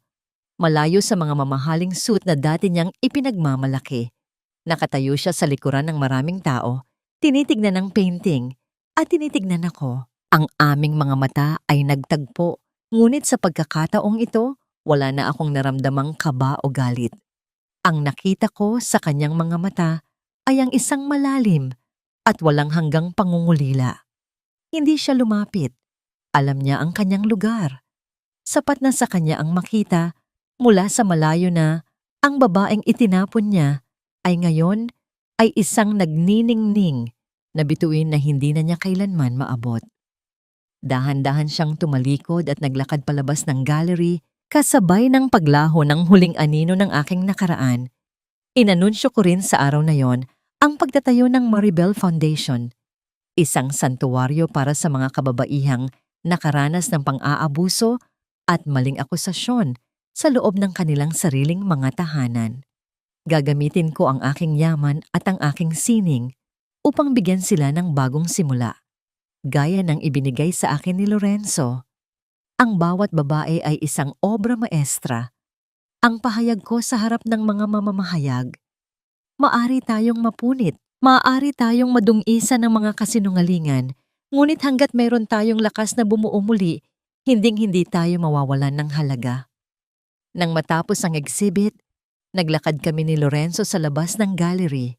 Ang gabi ay maliwanag at ang mga bituin sa langit ay tila mga talsik ng pintura sa isang higanting canvas ng universo. Hinawakan ni Lorenzo ang aking baywang. Iniingatan ang bawat hakbang ko dahil sa bigat ng aking dinadala. "Handa ka na ba para sa susunod na kabanata, Maria?" tanong niya. Habang tumitigil kami sa ilalim ng isang malaking puno ng acacia. "Higit pa sa handa, Lorenzo." Ang sagot ko. Isinandal ko ang aking ulo sa kanyang balikat. Pinapakinggan ang matatag na tibok ng kanyang puso. Dahil sa pagkakataong ito, hindi na ako naghahanap ng mga piraso ng kahapon. Ang binubuo ko na ngayon ay ang obra maestra ng ating kinabukasan. Ang tunog ng banayad na hangin sa mga dahon ay tila isang bulong ng pag-asa. Wala ng baha, wala ng unos. Ang tanging natitira ay ang malinaw na sikat ng buwan na nagbibigay ng liwanag sa aming landas patungo sa isang buhay na punong-puno ng kulay, pag-ibig at tunay na katarungan. Sinasabi nila na ang sining ay walang buhay, ngunit sa gabing ito, ang bawat kulay sa pader ay tila humihinga kasabay ng aking puso. Nakatayo ako sa harap ng isang malaking salamin sa loob ng backstage ng National Museum. Ang babaeng nakatingin sa akin ay hindi na ang Maribel na nakayuko at puno ng takot. Ang Maria Isabela na nasa harap ko ngayon ay nakasuot ng isang mahabang gown na kulay ginto. Ang kanyang balat ay nagniningning sa ilalim ng mga ilaw at ang kanyang tiyan ay kapansin-pansin na ang bilog. Isang buhay na patunay na ang mga kasinungalingan ng nakaraan ay wala ng kapangyarihan. Ngayong gabi ang aking pinakamalaking solo exhibit, ang koleksyon na pinamagatang ang pagkabuhay. Ang bawat painting sa gallery ay naglalarawan ng isang yugto ng aking paglalakbay mula sa dilim ng unos sa Maynila hanggang sa malamig na sining ng Paris at sa huli, ang makulay na paghilom sa Tagaytay. You look breathtaking, Maria. Ang boses ni Lorenzo ay puno ng paghanga habang lumalapit siya sa akin. Isang malambot na halik ang idinampi niya sa aking noo bago niya inilapat ang kanyang palad sa aking tiyan. Naramdaman ko ang mabilis na sipa ng aming anak. Tila ba sumasali rin ito sa aming katuwaan? Handa na ang lahat sa labas. Ang mundo ay naghihintay na makita ang iyong huling obra maestra. Lumabas kami sa Grand Hall. Ang tunog ng marahang palakpakan ay umalingaw-ngaw sa malawak na silid, isang musika ng pagkilala na dati ay pangarap ko lamang. Ang mga kolektor, ang media, at ang mga taong dati ay tumitingin sa akin ng mababa, ngayon ay nakatitig ng may respeto. Sa gitna ng silid, ang The Weeping Madonna ay nagniningning. Ang kanyang mga mata ay tila nakangiti na ngayon pagkatapos ng lahat ng nangyari. Ngunit may isang painting na kumuha ng atensyon ng lahat. Isang self-portrait na ginawa ko nitong huling buwan. Ipinapakita nito ang isang babaeng may mga gintong linya sa kanyang muka at katawan. Isang inspirasyon mula sa kintsugi, ang sining ng pag-aayos ng basag na porselana gamit ang ginto. Ipinapakita nito na ang ating mga sugat at lamat ay hindi dapat itago, kundi dapat ipagmalaki dahil ito ang nagpapatatag at nagpapaganda sa atin.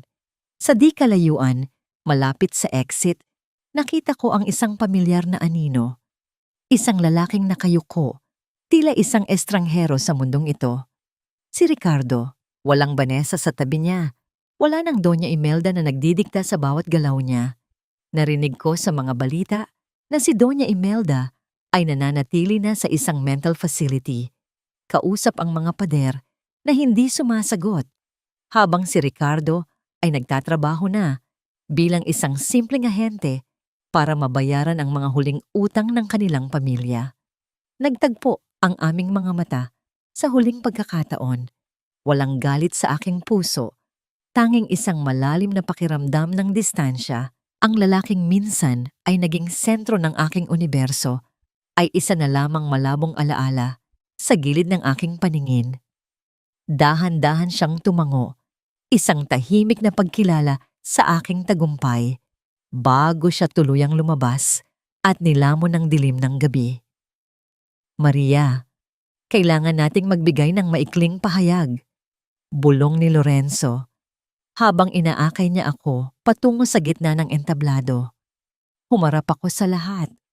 Ang bawat paghinga ko ay puno ng kalayaan. Ang bawat salita ko ay nagmula sa kailaliman ng aking kaluluwa.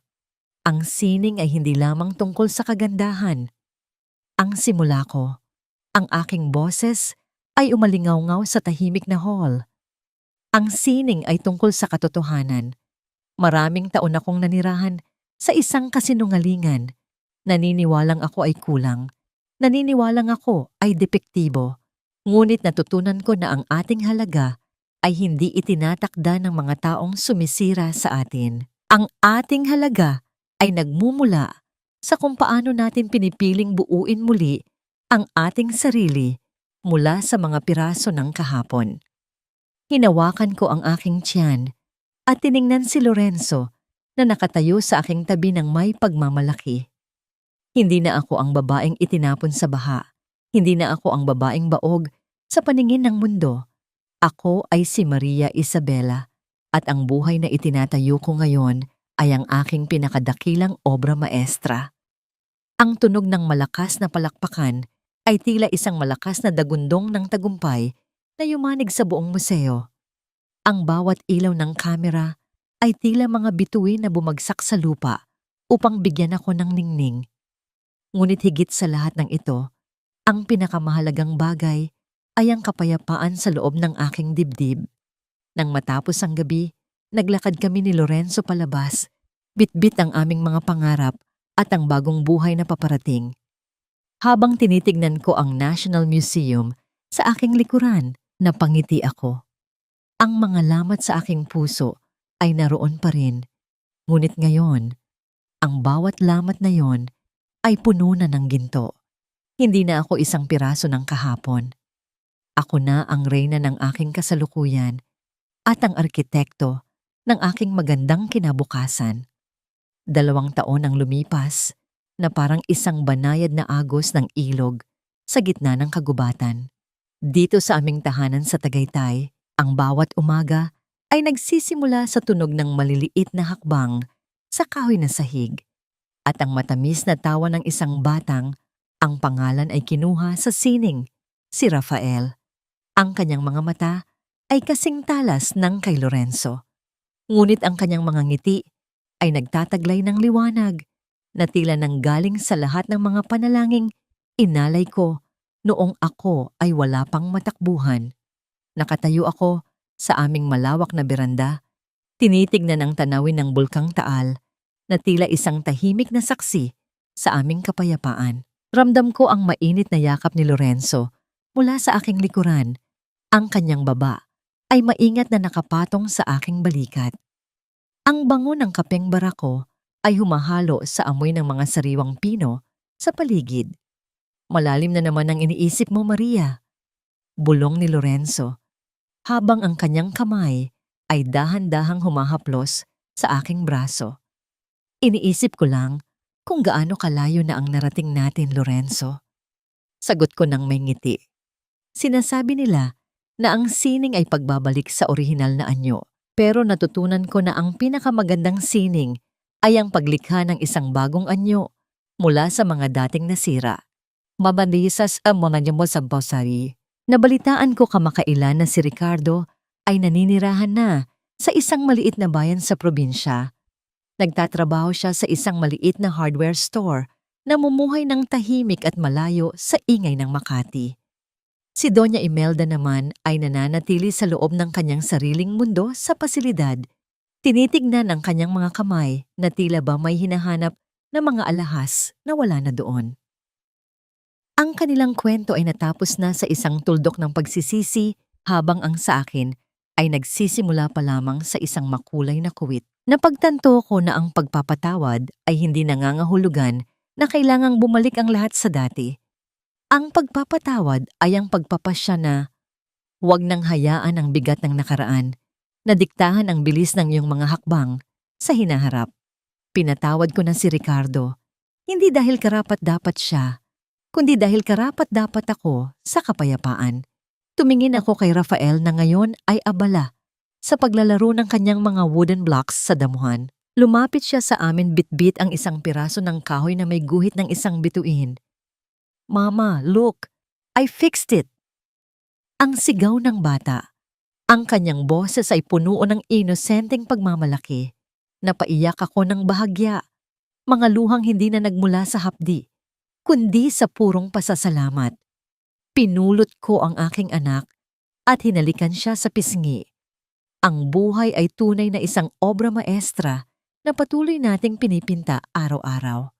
May mga bahagi na madilim, May mga bahagi na puno ng pagkakamali. Ngunit hanggat mayroon tayong pag-ibig na magsisilbing liwanag, hinding-hindi tayo mawawalan ng kulay.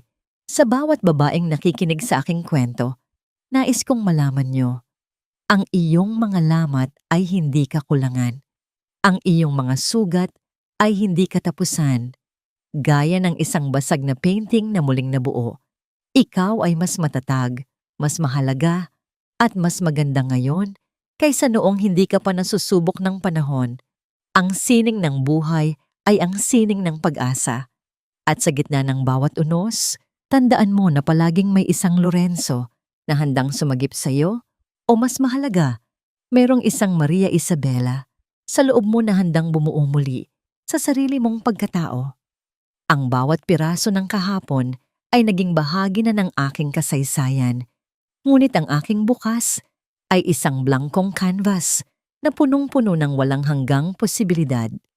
Dito, sa ilalim ng asul na langit ng Tagaytay, natagpuan ko na ang aking huling pahinga, ang aking tunay na tahanan, at ang aking pinakadakilang tagumpay. Machi,